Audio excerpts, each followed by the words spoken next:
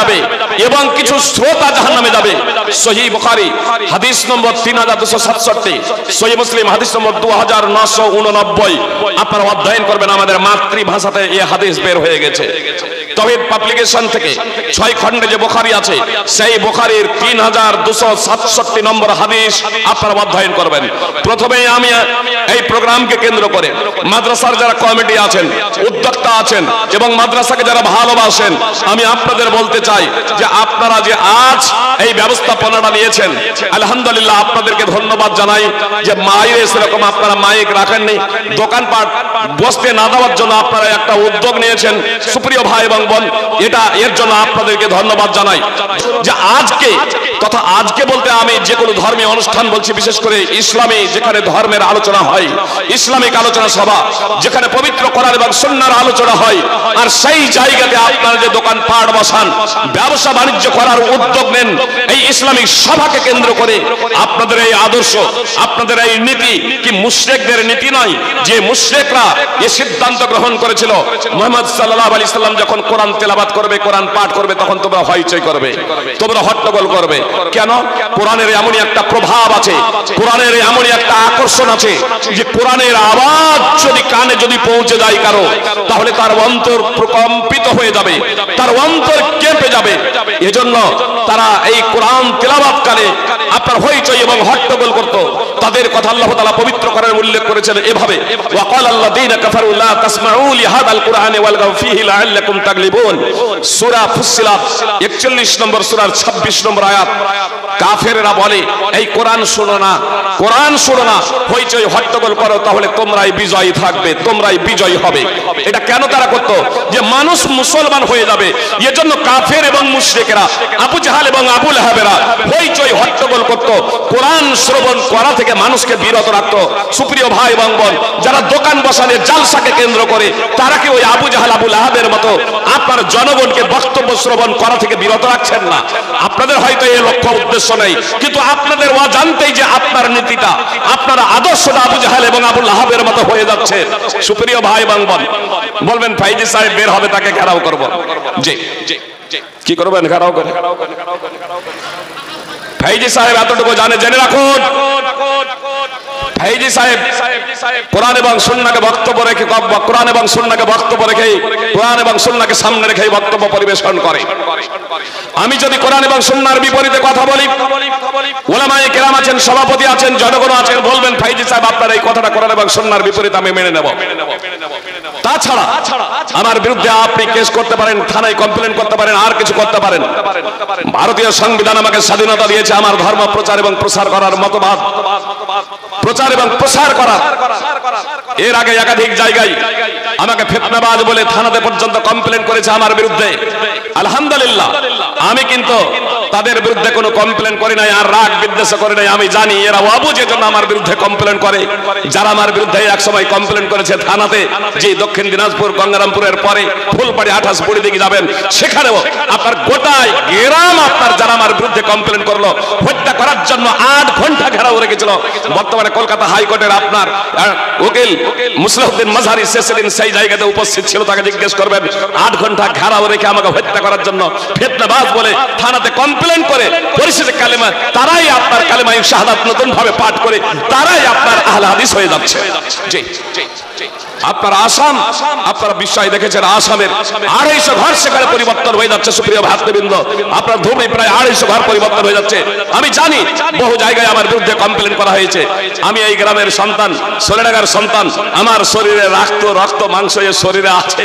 অন্য জায়গাতে গিয়েই তো আমি দাপটে কথা বলি, তার কারণ আমি হচ্ছে একজন মুসলিম কাপুরুষ না, আমি সিংহের মতো এই কথা বলি। সুপ্রিয় ভাতৃবৃন্দ, আমি কোরআন এবং সুন্নাহর কথা যতক্ষণ বলবো আপনারা গ্রহণ করবেন, আর কোরআন এবং সুন্নাহর কথা যদি আমি না বলি, তাহলে আমার কথাকে ডাস্টবিনে নিক্ষেপ করে দেবেন, আমি আপনাদের বলি।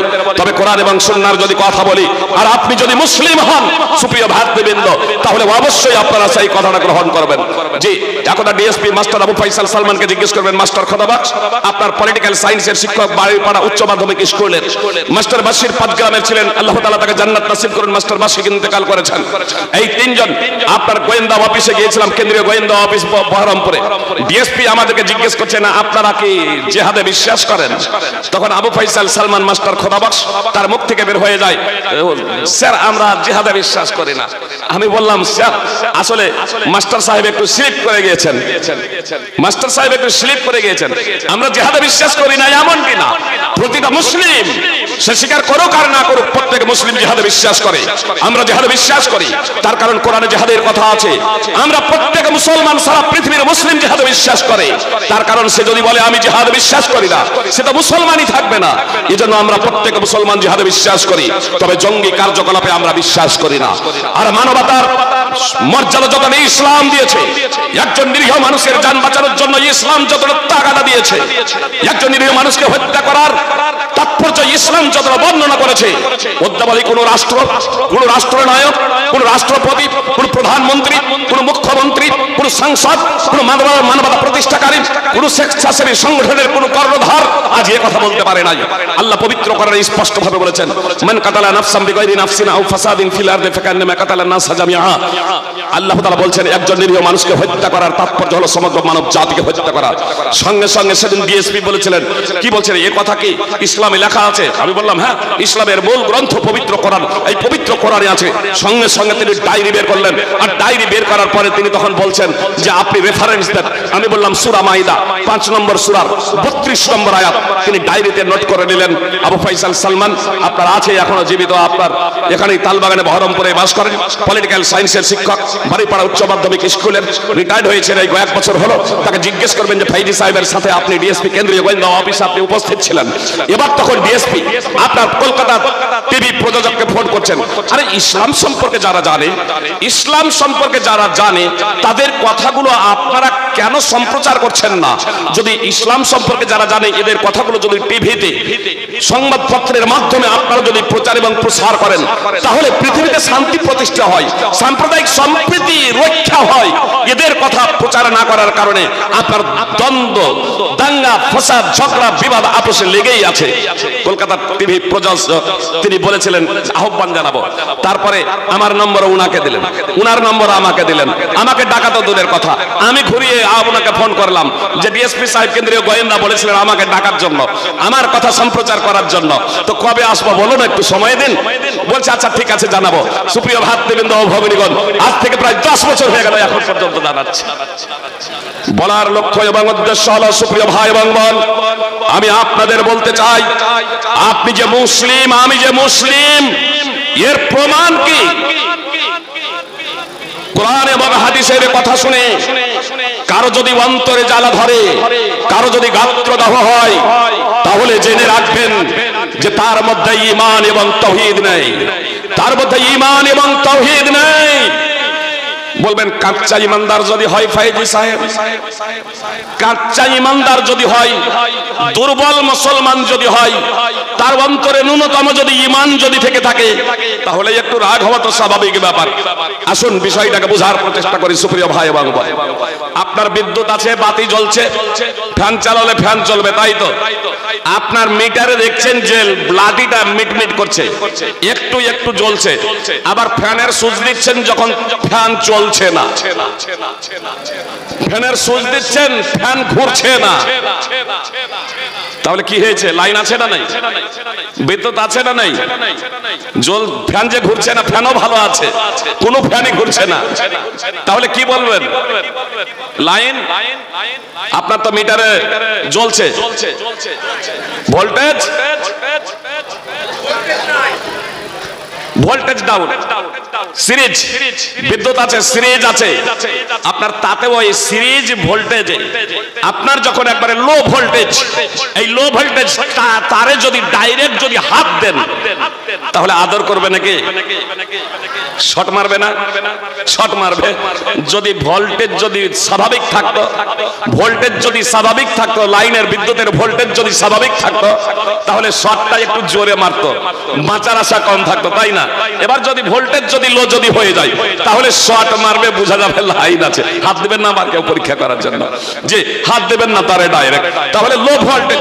জি দুর্বল ঈমান যদি থেকে থাকে তাহলে আপনার অন্তর প্রকম্পিত হবে, আপনার অন্তরে কাঁপুনি ধরবে সুপ্রিয় ভাই এবং বোন।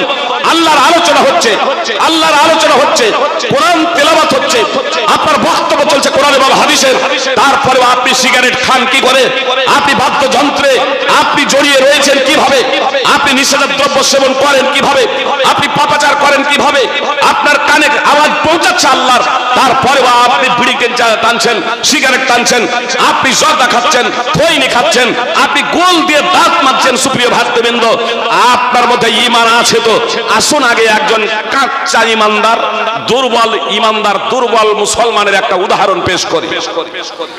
একজন যুবক এবং যুবতী কথা মনোযোগ দিয়ে শুনুন।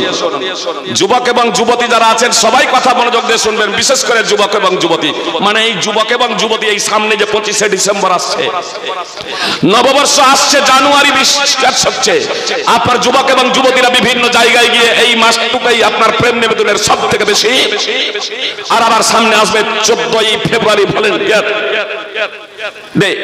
জি, তো আপনার কথা একটু মনোযোগ দিয়ে শুনুন। কাচ্চা ঈমানদার, দুর্বল ঈমানদার, পাপি টাপি একজন যুবক, তার চাচাতো বোন অত্যন্ত রূপসী, তার চাচাতো বোন অত্যন্ত রূপসী, রূপ লাবণ্যে ভরপুর, তার যৌবনে চাচাতো ভাই পাগলে, এক যুবক চাচাতো বোনকে পাওয়ার জন্য, জৈবিক চাহিদা তার মাধ্যমে পূর্ণ করার জন্য একেবারে ব্যাকুল হয়ে উঠেছে। যে কোনো ভাবেই হোক তার সাথে যৌন চাহিদা পূর্ণ করতে হবে। যুবক দিশাহারা, যে কোনো মূল্যেই হোক চাচাতো বোনকে ভোগ করতে হবে। খুলে বলল চাচাতো বোনকে, তোমার প্রেমে আমি পাগল, তোমাকে আমি পেতে চাই। চাচাতো বোন বলল, না, এটা হতে পারে না, তুমি আমাকে ভোগ করতে পাবে না, আমি দেব না। পরিশেষে একটা পর্যায়ে ওই যুবতী রাজি হয়ে যাচ্ছে, 100 দিনার দিতে হবে। 100 দিনার, দিনার হলো স্বর্ণ মুদ্রা, 20 দেনারে যাকাত ফরজ। 100 দিনার, যার বর্তমান মূল্য হলো 25 লক্ষ টাকা, যার বর্তমান মূল্য প্রায় 25 লক্ষ টাকা। ওই যুবক কিন্তু শিল্পপতির সন্তান ছিল না, কোটিপতির সন্তান ছিল না, মধ্যবিত্ত পরিবারের সন্তান। খুব কষ্ট করে পরিশ্রম করে 100 দিনার তথা প্রায় 25 লক্ষ টাকা সংগ্রহ করে ফেলল। আর 25 লক্ষ টাকা তথা 100 দিনার সংগ্রহ করার পরে আপন চাচাতো বোনকে গিয়ে বলে, এই নাও তোমার 100 দিনার তথা প্রায় 25 লক্ষ টাকা। এবার সেই যুবতী, যে যুবতীর প্রেমে দীর্ঘদিন থেকে জ্বলে যে কিভাবে আমি তাকে ভোগ করব, তার মাধ্যমে আমি নিজের জৈবিক চাহিদা পূর্ণ করব, সেই যুবতীকে নিয়ে নির্জন স্থানে পৌঁছে গিয়েছে। যুবক এবং যুবতী, সুপ্রিয় ভাই এবং বোন, কথা খুব মনোযোগ দিয়ে শুনুন। আজকে যেখানে আরজিকর ঘটনা, আপনারা জানেন আরজিকর ঘটনাকে কেন্দ্র করে নারী নির্যাতন বন্ধ হয়নি, নারী ধর্ষণ বন্ধ হয় নাই, নারী বলাৎকার বন্ধ হয় নাই। এরপরেও শত শত আমার ভারতবর্ষে এ ধরনের ঘটনা ঘটে গেছে। আপনার ফালাকাটায় উত্তরবঙ্গের 5 বছরের কোটি মেয়েকে ধর্ষণ করে হত্যা করা হচ্ছে। তো আপনার গুজরাটে 7 বছরের কন্যাকে, 7 বছরের একজন কোচি মেয়েকে, আপনার 57 বছরের একজন শিক্ষক, সেই শিক্ষকেরই আবার সে ছাত্রী, প্রাথমিক স্কুলের শিক্ষক, সেই শিক্ষকের হাতে তুলে দিচ্ছে মা নিজের মেয়েকে, যে আমার মেয়েকে আপনার পাঠশালায় নিয়ে যান শিক্ষা দেওয়ার জন্য, পাঠ দেওয়ার জন্য। সেই 57 বছরের শিক্ষক দাদা তুল্য, সেই দাদা তাকে ধর্ষণ করে হত্যা করে দিচ্ছে। এই হত্যা যখন আপনার ধর্ষণ অপরাধ চতুর্দিকে একেবারে আজ ছেয়ে গিয়েছে, বন্ধ হওয়ার নাম কথাই নাই। একজন যুবতী নির্জনে, যে যুবতীর প্রেমে জ্বলছিল 25 লক্ষ টাকা দাবি করেছে, 25 লক্ষ টাকা দেওয়া ছাড়া আমাকে স্পর্শ করা যাবে না, ভোগ করা যাবে না। 25 লক্ষ টাকা সংগ্রহ করে নিয়েছে, 100 দিনার সংগ্রহ করে নিয়েছে। নির্জন স্থানে যুবক এবং যুবতী পৌঁছে গিয়েছে, যুবতী শুয়ে গিয়েছে, আর যুবক সেই যুবতীর 2 উরুর উপরে বসে গিয়েছে। আর যখন সে 2 উরুর উপরে বসে গিয়েছে, তখন যুবতীর মুখ থেকে উচ্চারিত হচ্ছে ইত্তাকিল্লাহ, ইত্তাকিল্লাহ। আর যখন ইত্তাকিল্লাহ, আল্লাহকে ভয় করুন, এ বাক্য যখনই উচ্চারিত হয়েছে ওই যুবতীর মুখ দিয়ে, ওই যুবকের কানে পৌঁছেছে আল্লাহকে ভয় করো, আল্লাহর কথা, সঙ্গে সঙ্গে সেই যুবকের অন্তরে প্রকম্পন সৃষ্টি হয়ে গেছে। বিদ্যুতে হাত দিলে যেমন শর্ট লাগে, বিদ্যুতে হাত দিলে যেমন শর্ট লাগে, অন্তরে ঈমান থাকলে ঈমান প্রকম্পিত হবে আল্লাহর কথা শুনে। এই কথা স্বয়ং আল্লাহ বলছেন। সুপ্রিয় ভাই এবং বোন, আল্লাহ বলছেন ইন্নামাল মুমিনুনা আল্লাযীনা ইযা যুকিরাল্লাহু ওয়াজিলাত কুলুবুহুম, সূরা আনফাল 8 নম্বর সূরার 2 নম্বর আয়াতের অংশ বিশেষ। আল্লাহ বলছেন মুসলমান তো তারাই, ঈমানদার তো তারাই, যাদের সামনে আল্লাহর আলোচনা করা হলে, আল্লাহর বর্ণনা করা হলে আল্লাহর ভয়ে তাদের অন্তরে কেঁপে যায়, তাদের অন্তরে প্রকম্পন সৃষ্টি হয়ে যায়। আল্লাহ বলছেন মুসলমান তো তারাই, ঈমানদার তো তারাই, যাদের সামনে আল্লাহর আলোচনা হলে, আল্লাহর বর্ণনা করা হলে তাদের অন্তর প্রকম্পিত হয়ে যায়। সুপ্রিয় ভাই এবং বোন, কথা শুনতে চলুন, আমি আপনাদের বিষয়টি বুঝিয়ে যাব ইনশাআল্লাহ। বলবেন ফাইজি সাহেব এতক্ষণ ধরে বারবার আল্লাহর কথা আপনি বলছেন, আল্লাহর আলোচনা চলছে, আল্লাহর বাণী এখানে পেশ করা হচ্ছে, কোরআন এবং সুন্নাহর আলোচনা হচ্ছে, কই আমাদের তো অন্তর কাঁপে নাই, আমাদের অন্তরে প্রকম্পন সৃষ্টি হয় নাই। এটাই বাস্তব। এত সেমিনার হচ্ছে, এত জালসা হচ্ছে, এত বক্তব্য হচ্ছে, কোরআন এবং সুন্নাহর এত আলোচনা, প্রত্যেক জুমার খুতবায় আপনারা আলোচনা, তারপরেও আমাদের জীবনে পরিবর্তন আসে না কেন? আমাদের অন্তরে প্রকম্পন সৃষ্টি হয় না কেন? আমাদের অন্তর কাঁপে না কেন? সুপ্রিয় ভাই এবং বোন, আসুন এই বিষয়টা আজকে আমরা বোঝার প্রচেষ্টা করি। আল্লাহ যেখানে বলছেন যে মুসলমান তো হলো তারাই, ঈমানদার তো হলো তারাই, আল্লাহর আলোচনা তাদের সামনে করা হলে তাদের অন্তর কেঁপে যাবে, তাদের অন্তরে প্রকম্পন সৃষ্টি হবে, এই কথা আল্লাহ যেখানে বলছেন, আমাদের অন্তর কাঁপে না কেন? কেউ বলবেন যে ফাইজি সাহেব আসলে আমরা দুর্বল ঈমানের, কাচ্চা মুসলমান। তা আসুন কাচ্চা মুসলমানের আপনাদের উদাহরণটা দিচ্ছি। যে এই যুবক, যে যুবক তার চাচাতো বোনকে অবৈধভাবে ভোগ করার জন্য দীর্ঘদিন ধরে পরিকল্পনা এঁকেছে, এ কি আপনার পাক্কা মুসলমান? কাচ্চা মুসলমান, কাচ্চা মুসলমান দীর্ঘদিন থেকে তার চাচাতো বোনের সাথে প্রেম নিবেদন করছে, প্রত্যাখ্যান করছে। 100 স্বর্ণ দিনারের সে আবেদন করেছে, খুব কষ্টে বহুদিন ধরে সেই 100 দিনার স্বর্ণ মুদ্রা প্রায় 25 লক্ষ টাকা সংগ্রহ করেছে, আর তারপরে যুবতীকে দিয়ে দিয়েছে। এখন নির্জন স্থানে পৌঁছে গিয়েছে, সেখানে তৃতীয় কোনো মানুষ নেই, যুবতী এখন নিচে, যুবক এখন উপরে, উড়োর উপরে বসে আছে। তার কাজ স্টার্ট করতে যাবে, জৈবিক চাহিদা পূর্ণ করতে যাবে, এহেনা সময়ে যুবতীর মুখ দিয়ে উচ্চারিত হচ্ছে ইত্তাকিল্লাহ, যুবক তুমি আল্লাহকে ভয় করো, যুবক তুমি আল্লাহকে ভয় করো, ইত্তাকিল্লাহ তুমি আল্লাহকে ভয় করো। যখনই আওয়াজ ওই যুবতীর মুখ থেকে উচ্চারিত হচ্ছে আর যুবকের কানে পৌঁছে যাচ্ছে, সঙ্গে সঙ্গে যুবকের অন্তরে প্রকম্পন সৃষ্টি হয়ে যাচ্ছে, যুবকের অন্তর কেঁপে যাচ্ছে। যুবক আপনার ওই নারীর যুবতীর 2 উরু থেকে নেমে যাচ্ছে, জৈবিক চাহিদা আর পূর্ণ করে নাই। দীর্ঘদিন যাবত জৈবিক চাহিদা পূর্ণ করার জন্য যেখানে 100 দিনার স্বর্ণ মুদ্রা তথা প্রায় 25 লক্ষ টাকা আমাদের ভারতীয় সংগ্রহ করেছে, সেগুলো আপনার ছেড়ে দিয়ে সে আপনার প্রকম্পিত হয়ে আপনার জৈবিক চাহিদা পূর্ণ করছে না। এখানে আর কোনো মানুষ ছিল না, শুধু তার কানে আওয়াজ পৌঁছেছে আল্লাহকে ভয় করো, আল্লাহকে ভয় করো। জি, এটা বানানো গল্প আপনাদের বলছি না, এটা আমি কোনো উপন্যাসের কথা বলছি না, এটা নাটকের কথা বলছি না। আপনারা বলবেন এটা কিভাবে সম্ভব, এটা কিভাবে সম্ভব? যে অন্তরে যদি ঈমান যদি থাকে তাহলে এটা সম্ভব। এটা বিশুদ্ধ হাদিস দ্বারা প্রমাণিত। সুপ্রিয় ভাই এবং বোন, সহিহ বুখারী হাদিস নম্বর 2215 এবং সহিহ বুখারী হাদিস নম্বর 3465 এবং সহিহ মুসলিম হাদিস নম্বর 2743 নম্বর হাদিস। নবী সাল্লাল্লাহু আলাইহি সাল্লাম এই ঘটনা, এই বর্ণনা উল্লেখ করেছেন রাসূল সাল্লাল্লাহু আলাইহি সাল্লাম। সুপ্রিয় ভাই এবং বোন, এটা একেবারে বিশুদ্ধ হাদিস দ্বারা প্রমাণিত। আল্লাহর কথা কানে শুনলে, কানে পড়লে অন্তরে প্রকম্পন সৃষ্টি হবে, এটাই স্বাভাবিক। বিদ্যুতে আপনি হাত দিলে ডাইরেক্ট তারে যদি আপনি হাত যদি দেন আপনাকে শর্ট খেতে হবে, এটা স্বাভাবিক। যদি দেখেন যে আপনি তারে হাত দিচ্ছেন আর শর্ট আপনাকে লাগছে না, তাহলে জানবেন আপনার বিদ্যুৎ নেই। আল্লাহর বাণী শুনে, আল্লাহর আলোচনা শুনে যদি আমাদের অন্তর না কাঁপে, তাহলে জানবেন আপনার অন্তরে ঈমান নেই, আপনার অন্তরে তাওহীদ নেই। সুপ্রিয় ভাই এবং বোন, এজন্য আপনার অন্তর কাঁপে না। সুপ্রিয় ভাই এবং বোন, আবারও আপনারা বলবেন ফাইজি সাহেব কি বলছেন, 30-40 বছর ধরে নামাজ পড়ছি আর অন্তরে ঈমান নেই। মানে আমি আপনাদের বেঈমান বলছি না, আমি আপনাদের কাফের বলছি না, আমি আপনাদের মুশরিক বলছি না, আমি আপনাদের নাস্তিক বলছি না। আমার ফতোয়ার কারণে আল্লাহর আইন, আল্লাহর বিধান পরিবর্তন হবে না। আর সারা পৃথিবীর আলেমরা যদি আপনার নামাজ যদি পড়ে জানাজার, আর তার জন্য আপনার মধ্যে যদি ঈমান না থাকে, তাওহীদ যদি না থাকে, আপনি কোনো কালেই আপনি জান্নাতে যাবেন না। জান্নাতে যাওয়ার অন্যতম শর্ত হলো আপনার অন্তরে ন্যূনতম ঈমান থাকা, ন্যূনতম ঈমান থাকা, তাওহীদ থাকা। তাওহীদ শূন্য অবস্থায় মৃত্যু হতে পারে আমার এবং আপনার। আসলে আমাদের আসলে অন্তরে প্রকম্পন সৃষ্টি হয় না কেন, আগে এই বিষয়টা বোঝার প্রচেষ্টা করি সুপ্রিয় ভাই এবং বোন।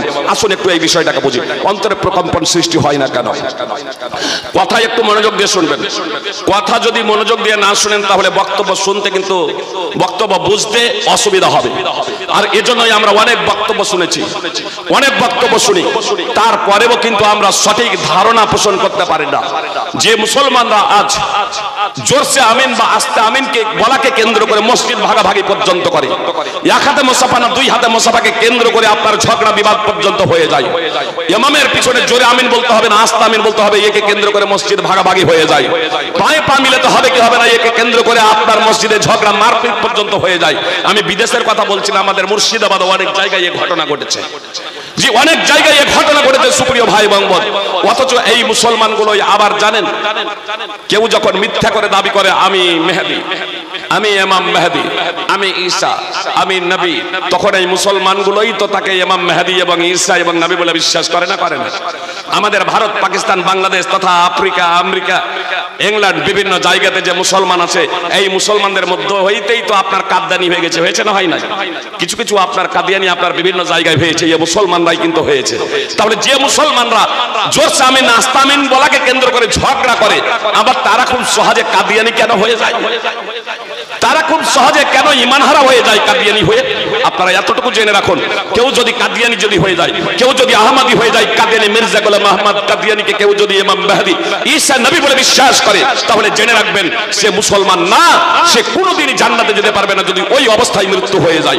এজন্য কেউ যদি কাদিয়ানি থেকে থাকেন, কেউ যদি আহমদী থেকে থাকেন, মির্জা গোলাম আহমদ কাদিয়ানিকে ইমাম মেহেদী, ঈসা নবী বলে বিশ্বাস করেন, আমি বলবো আলেমের কাছে আসুন, শরীরঢাকা মাদ্রাসা আছে, আলেমের কাছে আসুন এবং তাদের কাছে তওবা করুন।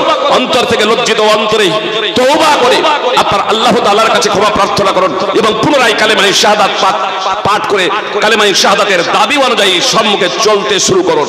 আমি আপনাদের বলতে চাই, এখানে একটা কথা শুরু বলবো, এজন্য এই কথাটা নিয়ে চলে এলাম যে আমরা বক্তব্য এত শুনছি, তারপরেও আমাদের জীবনে পরিবর্তন আসে না এবং মনোযোগ দিয়ে না শুনলে আমাদের বক্তব্য যথার্থভাবে শোনা হবে না। এর জন্য আমি একটা দৃষ্টান্ত পেশ করব, মনোযোগ দিয়ে না শুনলে আমাদের সমস্যাটা কি হবে সেই প্রসঙ্গে। সুপ্রিয় ভাই এবং বোন, দাজ্জালের কথা আমরা শুনেছি না শুনিনি? আসলে কিছু মানুষ যে কেউ যখন নিজেকে ইমাম মেহেদী বা ঈসা নবী বলে দাবি করে, তখন তাকে আমরা খুব সহজে মেনে নিই। কেন জানেন? মুহাম্মদ সাল্লাল্লাহু আলাইহি সাল্লাম বলেছেন দাজ্জাল আসবে, ইমাম মেহেদী আসবেন, ঈসা আলাইহিস সালাম আসবেন। তো এই যে ঈসা আলাইহিস সালাম আসবেন, তিনি নবী ছিলেন, ঈসা আলাইহিস সালাম আসবেন, ইমাম মেহেদী আসবেন, দাজ্জাল আসবে, সে সম্পর্কে আমাদের সঠিক ধারণা নেই। আচ্ছা বলুন তো, দাজ্জালের চোখ কয়টা হবে? দাজ্জালের চোখ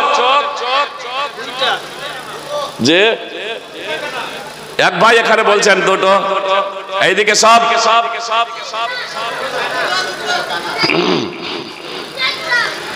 মাশাআল্লাহ। এই 16 টাকাতে কয়েকজন দুটো বলেছেন।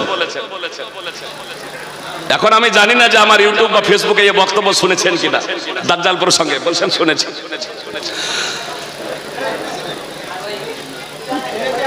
উদাহরণ দিতে গিয়ে আমি এটা পেশ করেছিলাম, তারা বলছে একটা চোখ। আচ্ছা চোখ দুটো হবে, যারা একটা বলছেন খুব ভালোভাবে শুনুন, চোখ দুটো হবে। কয় চোখ কানা হবে? কয় চোখ কানা?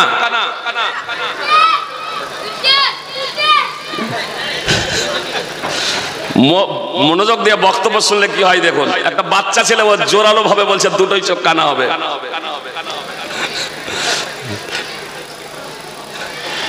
মানে তুমি ফাইজি সাহেবের বক্তব্য আগেই শুনে নিয়েছো নাকি ইউটিউবে? সুপ্রিয় ভাতৃবৃন্দ, দাজ্জালের চোখ হবে দুটো। মধ্যখানে এই কথা আমি এজন্যই নিয়ে এলাম যে দাজ্জাল আসবে, ইমাম মেহেদী আসবেন, ঈসা আলাইহিস সালাম আসবেন, এই তিনজন একই সময়ে প্রায় আসবেন, কিন্তু ঈসা আলাইহিস সালাম আসবেন দাজ্জাল এবং ইমাম মেহেদীর পরে। ঈসা আলাইহিস সালাম আসবেন দাজ্জাল আসার পরে, ইমাম মেহেদী আসার পরে, ইমাম মেহেদী আসার পরে ঈসা আলাইহিস সালাম আসবেন। সিলসিলাতুল হাদিস সাইয়া হাদিস নম্বর 2236। আর দাজ্জালের পরে ঈসা আলাইহিস সালাম আসবেন। সহিহ মুসলিম হাদিস নম্বর 2937, সুনানে আবি দাউদ হাদিস নম্বর 4321। এখনো দাজ্জাল আসে নাই। দাজ্জাল আসবে তখন আপনারা খুব সহজে চিনতে পারবেন। অনেকগুলো নিদর্শন আছে, আমি শুধু একটা নিদর্শন বলে দেব। মুহাম্মদ সাল্লাল্লাহু আলাইহি সাল্লাম বললেন যে দাজ্জাল এই পৃথিবীতে আসবে। সাহাবায়ে কেরাম জিজ্ঞেস করলেন, আল্লাহ রাসূল দাজ্জাল এই পৃথিবীতে কতদিন থাকবে? মুহাম্মদ সাল্লাল্লাহু আলাইহি সাল্লাম বললেন, দাজ্জাল আসার পরে 40 দিন থাকবে এই পৃথিবীতে। কিন্তু এই 40 দিনটা হবে আমাদের এই দিনগুলোর 14 মাস 14 দিন। এটা বুঝতে পেরেছেন? 14 মাস 14 দিন কিভাবে হবে আপনারা জানেন? আমি ডাইরেক্ট বলে দিতে পারতাম, কিন্তু বলে গেলে আবার ভুলে যাবেন। শুনুন, নবী সাল্লাল্লাহু আলাইহি সাল্লাম বললেন, দাজ্জাল যখন আসবে, দাজ্জালের একটা দিন হবে 1 বছরের সমান। এটা রূপক অর্থে নয়, এটা রূপক অর্থে নয়। আর মাত্র একটাই দিন হবে 1 বছরের সমান, একাধিক দিনও নয়। দাজ্জাল যখন আবির্ভূত হবে এই পৃথিবীতে, তখন তার একটা দিন হবে 1 বছরের সমান। তাহলে 1 বছরের সমান আছে এখনো 39 দিন। 1 বছর সমান 12 মাস, তাহলে 12 মাস 39 দিন হলো। নবী সাল্লাল্লাহু আলাইহি ওয়াসাল্লাম বলছেন দাজ্জালের একটা দিন হবে 1 মাসের সমান, মানে এখনো আছে 38 দিন। তাহলে 12 মাসে 1 মাস 13 মাস। একটা দিন হবে 1 সপ্তাহের সমান, এখনো আছে 37 দিন। আর এই দিকে হয়েছে 13 মাস 7 দিন। 37 থেকে এখন 1 মাস লেন হবে 14 মাস আর 7 দিন আর 7 দিন। 37 এর 7 আর 1 সপ্তাহের 7, 14 দিন। তাহলে 14 মাস 14 দিন। একটা দিন আমাদের জীবদ্দশায় একটা দিন কি 1 বছরের সমান হয়েছে ভাই? কি বলছেন? অদ্যাবধি একটা দিন 1 বছরের সমান হয়েছে? একটা দিন 1 বছরের সমান এখনো হয় নাই। মির্জা গোলাম আহমদ কাদিয়ানী থেকে নিয়ে অদ্যাবধি এখনো একটা দিন 1 বছরের সমান হয় নাই। এত দ্বারা স্পষ্ট হয়ে গেল যে মির্জা গোলাম আহমদ কাদিয়ানী সে হচ্ছে একজন মিথ্যাবাদী। তার কারণ ঈসা আলাইহিস সালাম আসবেন দাজ্জালের পরে, আর দাজ্জালই যখন আসে নাই তখন ঈসা আলাইহিস সালামের প্রশ্নই আসে না। দাজ্জাল মিথ্যাবাদ, দাজ্জাল আসে নাই, ঈসা আলাইহিস সালামের আসারও প্রশ্নই আসে নাই। এত দ্বারা প্রমাণিত হয়ে গেল যে মির্জা গোলাম আহমদ কাদিয়ানী মিথ্যাবাদী। শাকিল বিন হানিফ ইদানিং আবার আপনার নিজেকে ইমাম মেহেদী বলে দাবি করেছে, সেও হচ্ছে মিথ্যাবাদী। তার কারণ মুহাম্মদ সাল্লাল্লাহু আলাইহি সাল্লাম বলেছেন যে ইমাম মেহেদীর নাম হবে আমার নামে এবং তার পিতার নাম হবে আমার পিতার নামে। অর্থাৎ ইমাম মেহেদীর নাম হবে আব্দুল্লাহ আর তার পিতার নাম হবে মুহাম্মদ। এই তার নাম হবে মুহাম্মদ আর তার পিতার নাম হবে আব্দুল্লাহ। যেমন মুহাম্মদ সাল্লাল্লাহু আলাইহি সাল্লামের নাম মুহাম্মদ এবং পিতার নাম আব্দুল্লাহ। ইমাম মেহেদীর নাম হবে মুহাম্মদ আর ইমাম মেহেদীর পিতার নাম হবে আব্দুল্লাহ। আর শাকিল বিন হানিফ, হানিফের পুত্র শাকিল, যে কোথায় আসমান আর কোথায় জমিন। সুনানে আবি দাউদ হাদিস নম্বর 4282। সুপ্রিয় ভাই এবং বোন, শাকিল বিন হানিফ সেও হচ্ছে মিথ্যাবাদী। এটা আমাদের জেনে রাখতে হবে সুপ্রিয় ভাই এবং বোন।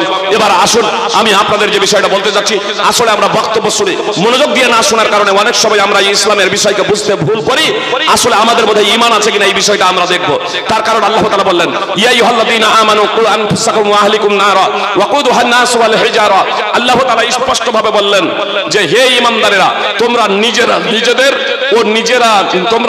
নিজেদের ও নিজ পরিবার পরিজনদের আগুন থেকে বাঁচাও, যার ইন্ধন হবে মানুষ এবং পাথর, যার জ্বালানি হবে মানুষ এবং পাথর।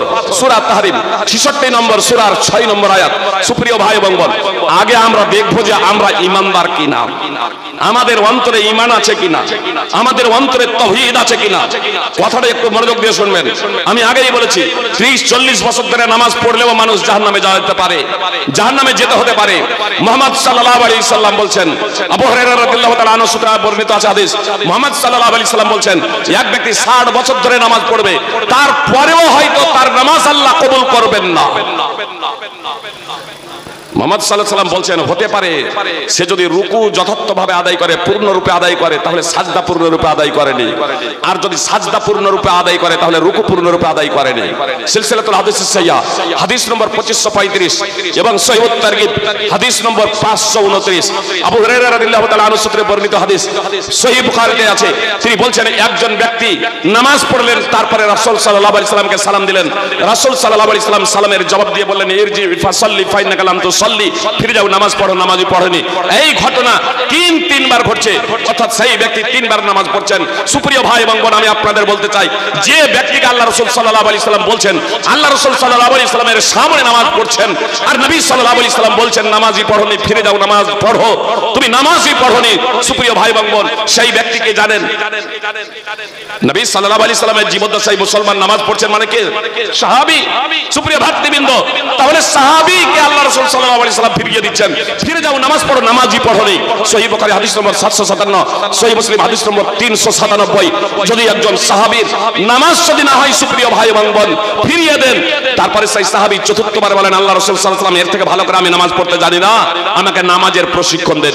তখন রাসূল সাল্লাল্লাহু আলাইহি সাল্লাম তাকে নামাজের ট্রেনিং দিলেন, তখন রাসূল সাল্লাল্লাহু আলাইহি সাল্লাম তাকে নামাজের প্রশিক্ষণ দিলেন। সুপ্রিয় ভাই এবং বোন, আমি আপনি নামাজ তো পড়ছি, রোজা তো রাখছি, যাকাত আদায় করছি, দান খয়রাত করছি, এগুলো কবুল হচ্ছে কি? সেগুলো প্রসঙ্গে কি আমরা প্রশিক্ষণ নিয়েছি? তারপরেও আজকে আমি একটা গোড়াতে একেবারে বুনিয়াদি শিক্ষায় এসেছি, বুনিয়াদি শিক্ষা নিয়ে আলোচনা করছি।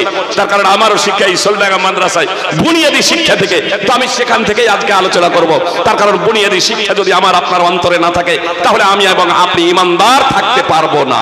কথা খুব মনোযোগ দিয়ে শুনুন, আমি বললাম ইমানদার থাকতে পারবো না, কেন বললাম জানেন? প্রত্যেকটা শিশু ফিতরাতের উপরে জন্মগ্রহণ করে।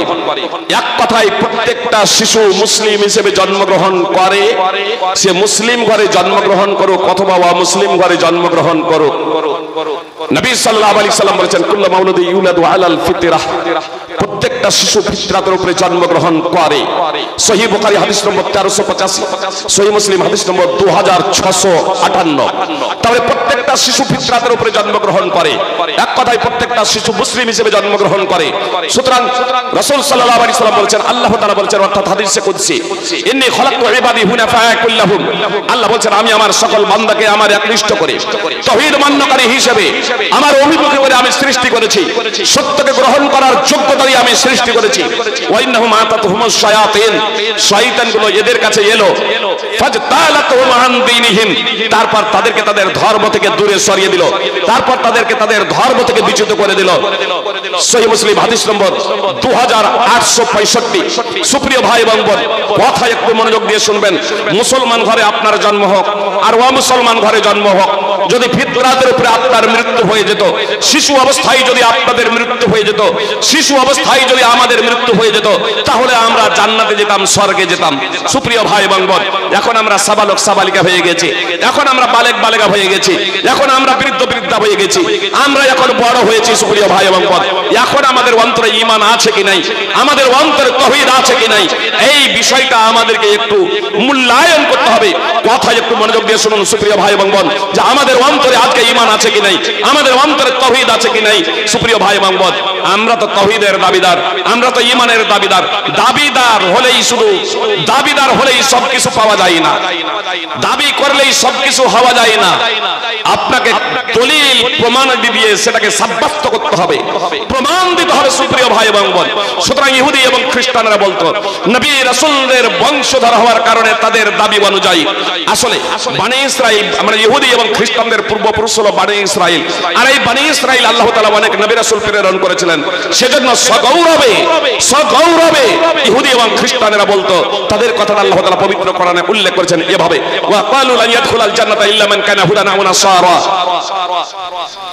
ইহুদি এবং খ্রিস্টানরা বলতো যে ইহুদি খ্রিস্টান ছাড়া জান্নাতে কেউ যাবে না, জান্নাতে যেতে হলে ইহুদি অথবা খ্রিস্টান হতে হবে, তার কারণে ইহুদি এবং খ্রিস্টান ছাড়া কেউ জান্নাতে যাবে না। তো আল্লাহ তাআলা তাদের দাবিকে খণ্ডন করতে বললেন, তিলকা মানিয়ুহুম কুল হাতু বুরহানাকুম ইন কুনতুম সাদিকিন। এটা হলো তাদের আকাঙ্ক্ষা, এটা হলো তাদের ইচ্ছা মাত্র, এটা তাদের কল্পনা মাত্র, এটা তাদের কল্পনা মাত্র যে ইহুদি খ্রিস্টান ছাড়া কেউ জান্নাতে যাবে না। মুহাম্মদ সাল্লাল্লাহু আলাইহি সাল্লামকে আল্লাহ তাআলা বলতে বললেন, মুহাম্মদ সাল্লাল্লাহু আলাইহি সাল্লাম আপনি বলে দিন, যদি তোমাদের দাবিতে সত্যবাদী হও যে ইহুদি এবং খ্রিস্টান ছাড়া কেউ জান্নাতে যাবে না, অর্থাৎ জান্নাতে যেতে হলে ইহুদি এবং খ্রিস্টান হতে হবে, তো তোমরা দলিল পেশ করো, তোমরা প্রমাণ দাও যে ইহুদি এবং খ্রিস্টান জান্নাতে যাবে, ইহুদি এবং খ্রিস্টান ছাড়া কেউ জান্নাতে যাবে না, তোমরা দলিল প্রমাণাদি পেশ করো। কিন্তু তারা দলিল প্রমাণাদি পেশ করতে ব্যর্থ হয়েছে। আল্লাহ তাআলা ঘোষণা দিলেন, বালা মান আসলামা ওয়াজহাহু লিল্লাহি ওয়া হুয়া মুহসিনুন ফালাহু আজরুহু ইনদা রাব্বি ওয়ালা খাউফুন আলাইহিম ওয়ালা হুম ইয়াহজানুন। আল্লাহ তাআলা বললেন কেন নয়, বরং জান্নাতে যাবে কারা সে প্রসঙ্গে আল্লাহ তাআলা দার্থহীনভাবে ঘোষণা করে দিলেন, বরং জান্নাতে যাবে তারা যারা নিজেদেরকে সমর্পণ করেছে, যারা নিজেদেরকে সঁপে দিয়েছে, যারা নিজেদেরকে উৎসর্গ করে দিয়েছে আল্লাহর জন্য এবং সৎ কর্ম করেছে। তাদের প্রতিদান, তাদের পুণ্য, তাদের নেকি, তাদের সওয়াব তাদের প্রতিপালকের কাছে রয়েছে। তারা ভয়ভীত হবে না, তারা দুঃখিত হবে না। সূরা বাকারা 2 নম্বর সূরার 111 এবং 112 নম্বর আয়াত। সুপ্রিয় ভাই এবং বোন, কথা মনোযোগ দিয়ে শুনবেন। ইহুদি খ্রিস্টানদের দাবিকে আল্লাহ তাআলা খণ্ডন করে দিলেন যে ইহুদি খ্রিস্টান হলে জান্নাতে যাবে এমনটি না, বরং যে আল্লাহর কাছে নিজেকে সমর্পণ করেছে, আল্লাহর কাছে নিজেকে সঁপে দিয়েছে তারাই জান্নাতে যাবে এবং সৎ কর্ম করেছে। সুপ্রিয় ভাই এবং বোন, আসুন আমরা নিজেদেরকে মুসলমান বলে দাবি করছি কিসের জন্য? কথা একটু মনোযোগ দিয়ে শুনুন। আমরা তো প্রত্যেকেই মুসলিম হয়ে জন্মেছিলাম। মুসলমান ঘরে আমাদের জন্ম হোক আর অমুসলিম ঘরে জন্ম হোক, আমরা মুসলিম হয়ে জন্মেছিলাম।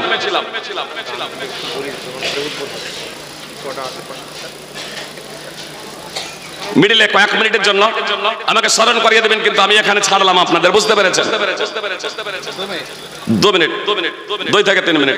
হাজী গোলাম মুস্তাফা ও স্ত্রী নুন্নাহার বিবি দোতলার উপর ইয়াকুব ঘর, আনুমানিক 3 লক্ষ টাকা। মাশাআল্লাহ, আমাদের মাদ্রাসার সোলেডাঙ্গা মাদ্রাসার সদস্য হাজী গোলাম মুস্তাফা এবং স্ত্রী নুরনাহার বিবি দোতলার উপরে ইয়াকুব ঘর তৈরির জন্য, ইয়াকুব ঘর তৈরির জন্য মানে আনুমানিক এনারা খরচ এরকম ধরেছেন প্রায় 3 লক্ষ টাকা। বুঝতে পেরেছেন? সেই টাকাটা স্বামী স্ত্রী উভয়ে তারা দান করবেন। আল্লাহ তাআলা তাদের দানকে গ্রহণ করুন, আমিন। আল্লাহুম্মা সাল্লি আলা আলে ফুলান ওয়া ফুলান। অত্র মাদ্রাসার সেক্রেটারি আব্দুল বাকি শেখ সাহেব তিনিও 1 লক্ষ টাকা দান করছেন। মাশাআল্লাহ, আল্লাহ তাআলা তার দানকে কবুল করুন। আল্লাহুম্মা সাল্লি আলা আলে আব্দুল বাকি শেখ। আইজুদ্দিন মন্ডল ব্লক সভাপতি, মানে আমার আগে যিনি আলোচনা করছিলেন তিনি মনে হয় নাকি, আমার আগে যিনি ওই 10 মিনিটের জন্য আপনাদের সম্মুখে আমাদের সামনে দাঁড়িয়েছিলেন, তিনি বলছিলেন আমিও সহযোগিতা করব। সুপ্রিয় ভাই এবং বোন, শুধু কথাই নয়, কাজে তিনি পরিণত করে দেখিয়ে দিয়েছেন। তিনি 50,000 টাকা এই প্রতিষ্ঠানে দিচ্ছেন। আল্লাহুম্মা সাল্লি আলা আলে ফুলান। সাইদুর রহমান হাটগাছা, মাশাআল্লাহ, হাটগাছা থেকে এই সোলেডাঙ্গা মাদ্রাসা যে পুরাতন মাদ্রাসার দরদ, আলহামদুলিল্লাহ, আল্লাহ তাআলা আমাদের প্রত্যেকের অন্তরে এই মাদ্রাসার প্রতি ভালোবাসা সৃষ্টি করুন। আমার সাইদুর রহমান ভাই হাটগাছা থেকে তিনি 50,000 টাকা দান করেছেন। আল্লাহ তাআলা তার দানকে কবুল করুন। আল্লাহুম্মা সাল্লি আলা আলে সাইদুর রহমান। রাকেশ ভূমি কর্মদক্ষ, মাশাআল্লাহ, তিনিও 50,000 টাকা দান করেছেন। 50,000 টাকা, আল্লাহ তাআলা তার দানকে কবুল করুন। আল্লাহুম্মা সাল্লি আলা আলে ফুলান। হাবিবুর রহমান গজদরপাড়া, যে এমএলএ, প্রাক্তন এমএলএ এর সন্তান আমাদের বন্ধু হাবিবুর রহমান, মানে তিনি এমএলএ নন তো, তিনি 20,000 টাকা দান করেছেন। আল্লাহ তাআলা তার দানকে কবুল করুন। আল্লাহুম্মা সাল্লি আলা আলে হাবিবুর রহমান। গজদরপাড়া থেকে চাল 140 কিলো এবং টাকা 180, চাল 180 কেজি এবং টাকা 12,985 টাকা। 12,985 টাকা গজদরপাড়া উত্তরপাড়া সমাজ থেকে এটা পাঠিয়েছেন। ব্যক্তিগতভাবে সব দিচ্ছেন, এটা মানে সমাজ থেকে পাঠিয়েছেন। 140 কেজি চাল এবং 12,985 টাকা। আল্লাহ তাআলা তাদের দানকে কবুল করুন, উত্তম বদলা তাদের দিন, এই দোয়া আল্লাহ তাআলার কাছে করি। সুপ্রিয় ভাতৃবৃন্দ, কোন জায়গায় কথা ছেড়েছিলাম? যে বাবাজি কিছু বলছেন মনে হয়।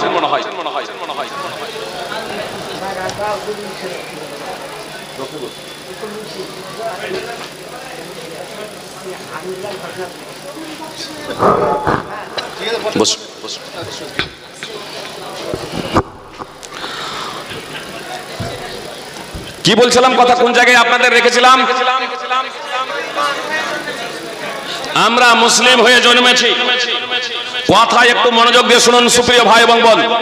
তার কারণ অন্তরে যদি ন্যূনতম ঈমানও থেকে আমরা মৃত্যুবরণ করতে পারি, আমরা তো চাইবো যে ফুল ঈমান নিয়ে, আমরা তো চাইবো প্রথমেই জান্নাত যেতে, যে কোনো প্রকারের শাস্তি ভোগ করব না, কোনো প্রকারের কবরে শাস্তি ভোগ করব না, সুখ এবং শান্তি লভিব ইনশাআল্লাহ। সেই লক্ষ্য এবং উদ্দেশ্য নিয়ে এই জীবনে আমরা কাজ করে যাব আল্লাহ তাআলার সন্তুষ্টি অর্জনে। সুপ্রিয় ভাতৃবৃন্দ, আমি আপনাদের বলি জান্নাতে যাওয়ার জন্য ন্যূনতম ঈমান দরকার। আর সেই ন্যূনতম ঈমানও যদি অন্তরে থেকে থাকে, আর আল্লাহর আলোচনা যদি হয়, আল্লাহর বর্ণনা যদি হয়, কোরআন এবং সুন্নাহর আলোচনা হয়, কবরের শাস্তি জাহান্নামের শাস্তি নিয়ে যদি পর্যালোচনা হয়, তাহলে আপনার অন্তরে প্রকম্পন সৃষ্টি হবে। এটা স্বাভাবিক, এটা কোরআন এবং সুন্নাহর দাবি। আর আপনার অন্তরে যদি প্রকম্পন সৃষ্টি না হয়, তাহলে এখানেই কিন্তু সন্দেহ আছে যে আমার আপনার অন্তরে ঈমান আছে কি নেই। আসুন একটু বুঝার প্রচেষ্টা করি বিষয়টা। সুপ্রিয় ভাই এবং বোন, আমি আপনাদের বলেছি প্রত্যেকে আমরা মুসলিম হয়ে জন্মেছি, প্রত্যেকেই মুসলিম হয়ে জন্মেছি। শিশু অবস্থায় যদি মৃত্যুবরণ করতাম তাহলে জান্নাতে যেতাম, তাহলে আমরা স্বর্গে যেতাম, জান্নাতে যেতাম। এখন আমরা সাবালক সাবালিকা হয়ে গেছি, বালেক বালেকা হয়ে গেছি। এখন আমাদের কি, আমরা এখন মুসলমান আছি তো? এটা আমরা একটু পর্যালোচনা করব। আরো শিশু অবস্থায় মৃত্যুবরণ করলে জান্নাতে যেতাম। সামরা বিন জুনদাব রাদিয়াল্লাহু তাআলা আনহু সূত্রে হাদিস বর্ণিত আছে, দীর্ঘ হাদিস। আমি দীর্ঘ হাদিস উল্লেখ করব না, শুধু একটা পয়েন্ট আপনাদের সামনে বলবো। পুরো বিস্তারিত হাদিস যদি আপনারা দেখব মনে করেন, তাহলে সহিহ বুখারী হাদিস নম্বর 1386 এবং সহিহ বুখারীর হাদিস নম্বর 7047, তাওহীদ পাবলিকেশনস 6 খণ্ডে বের হয়ে গেছে। ক্রমিক নম্বর আপনার মিলে যাবে, সেই ক্রমিক নম্বর দেখে আপনারা সেই পুরো হাদিসটা সেখানে পড়ে নেবেন। শুধু এখানে এতটুকু শুনুন, নবী সাল্লাল্লাহু আলাইহি সাল্লাম বাগিচায় দেখলেন, বাগিচার মধ্যে দেখলেন ইব্রাহিম আলাইহিস সালামকে। এক ব্যক্তিকে দেখলেন, তার চতুর্পার্শ্বে সব সন্তান সন্ততি ছেলে মেয়ে ছিল। মিকাইল এবং জিবরাইল আলাইহিস সালাম নিয়ে গেছিলেন মুহাম্মদ সাল্লাল্লাহু আলাইহি সাল্লামকে। মুহাম্মদ সাল্লাল্লাহু আলাইহি সাল্লাম জিজ্ঞেস করলেন যে ইনি কে এবং তার চতুর্পার্শ্বে এই ছেলেগুলো কারা? তো মুহাম্মদ সাল্লাল্লাহু আলাইহি সাল্লামকে বলা হলো ইনি হলেন ইব্রাহিম আলাইহিস সালাম এবং তার চতুর্পার্শ্বে যে ছেলে মেয়েগুলো আছে। ফাকুল্লু মাউলুদিন মাতা আলাল ফিতরা, এগুলো হচ্ছে প্রত্যেক সেই শিশু যারা ফিতরাতের উপরে মৃত্যুবরণ করেছিল। অর্থাৎ তাদেরকে ইহুদি, খ্রিস্টান, মুশরিক বানানোর আগে মুহাম্মদ সাল্লাল্লাহু আলাইহি সাল্লাম বলেন কুল্লু মাউলুদিন ইউলাদু আলাল ফিতরা ফাআবাহু ইউহাব্বিদানিহি আও ইউনাসরানিহি আও ইউমাজ্জিসানিহি। অপর এক বর্ণনায় রয়েছে আয়ুশারিকানিহি, অর্থাৎ প্রত্যেকটা শিশু ফিতরাতের উপরে জন্মগ্রহণ করে, তারপর তার পিতামাতা তাকে ইহুদি বানায়, অথবা খ্রিস্টান বানায়, অথবা অগ্নি পূজক বানায়, অথবা মুশরিক বানায়। এক কথায় মুসলিম হিসেবে জন্মগ্রহণ করে তার পিতামাতা, তারপরে তাদেরকে অমুসলিম বানিয়ে দেয়। তো অমুসলিম বানানোর আগে, এক কথায় সাবালক সাবালিকা হওয়ার আগে আপনার শিশু অবস্থায়, কচি অবস্থায় যারা মৃত্যুবরণ করেছে, সুতরাং আপনার ফেরেশতারা মুহাম্মদ সাল্লাল্লাহু আলাইহি সাল্লামকে বললেন যে ইব্রাহিমের চতুর্পার্শ্বে বাগিচায় যারা বসে আছে, যাদেরকে দেখলেন, এই সব শিশুগুলো হলো সেই সব শিশু যারা ফিতরাতের উপরে মৃত্যুবরণ করেছে। মুহাম্মদ সাল্লাল্লাহু আলাইহি সাল্লাম এই ঘটনাটা সাহাবাদের সামনে বর্ণনা করতে শুরু করলেন, ঘটনা সাহাবাদের সামনে বলতে শুরু করলেন। তখন সাহাবায়ে কেরাম প্রশ্ন করে বসলেন, আল্লাহর রাসূল আওলাদুল মুশরিকিন, মুশরিকদের সন্তান, মুশরিকদের ছেলে মেয়ে তারা কোথায় আছে? প্রশ্ন বুঝতে পেরেছেন? আল্লাহর নবী সাল্লাল্লাহু আলাইহি সাল্লাম যখন বললেন, আল্লাহর নবী সাল্লাল্লাহু আলাইহি সাল্লাম যখন বললেন যে যারা ফিতরাতের উপরে মৃত্যুবরণ করেছে সেই শিশুগুলো ইব্রাহিম আলাইহিস সালামের চতুর্পার্শ্বে বাগিচায় বসে আছে। তো মুহাম্মদ সাল্লাল্লাহু আলাইহি সাল্লামকে সাহাবায়ে কেরাম প্রশ্ন করছেন, যারা মুশরিকদের সন্তান তারা কোথায়? মুহাম্মদ সাল্লাল্লাহু আলাইহি সাল্লাম বললেন ও আওলাদুল মুশরিকিন, মুশরিকদের সন্তান সন্ততিও, মুশরিকদের ছেলে মেয়েও। এখানে মুশরিকদের ছেলে মেয়েও, মুশরিকদের ছেলে মেয়েও রাসূল সাল্লাল্লাহু আলাইহি সাল্লাম বলেন মুশরিকদের ছেলে মেয়েও। সহিহ বুখারী হাদিস নম্বর 7047, অর্থাৎ ইব্রাহিম আলাইহিস সালামের যে চতুর্পার্শ্বে আশেপাশে যারা বসে আছে ওখানে মুশরিকদের ছেলে মেয়েও আছে, অর্থাৎ অমুসলিমদের ছেলে মেয়েও আছে। শিশু অবস্থায় যারা মৃত্যুবরণ করেছে, এর দ্বারা আমরা কি বুঝতে পারলাম? শিশু অবস্থায় যারা মারা যাবে তারা জান্নাতে যাবে। ফাতুল বারী সহদ্রষ্টব্য সুপ্রিয় ভাই এবং বোন, এখন আমরা সাবালক সাবালিকা হয়ে গেছি। সাবালক সাবালিকা হয়ে যাওয়ার পরে এখন যদি আমরা ঈমান কি না বুঝি, ইসলামের তিনটা মৌল নীতি সম্পর্কে আমাদের যদি জ্ঞান যদি না থাকে, শিক্ষা যদি না থাকে, তাহলে আমরা মুসলমান আর থাকবো না।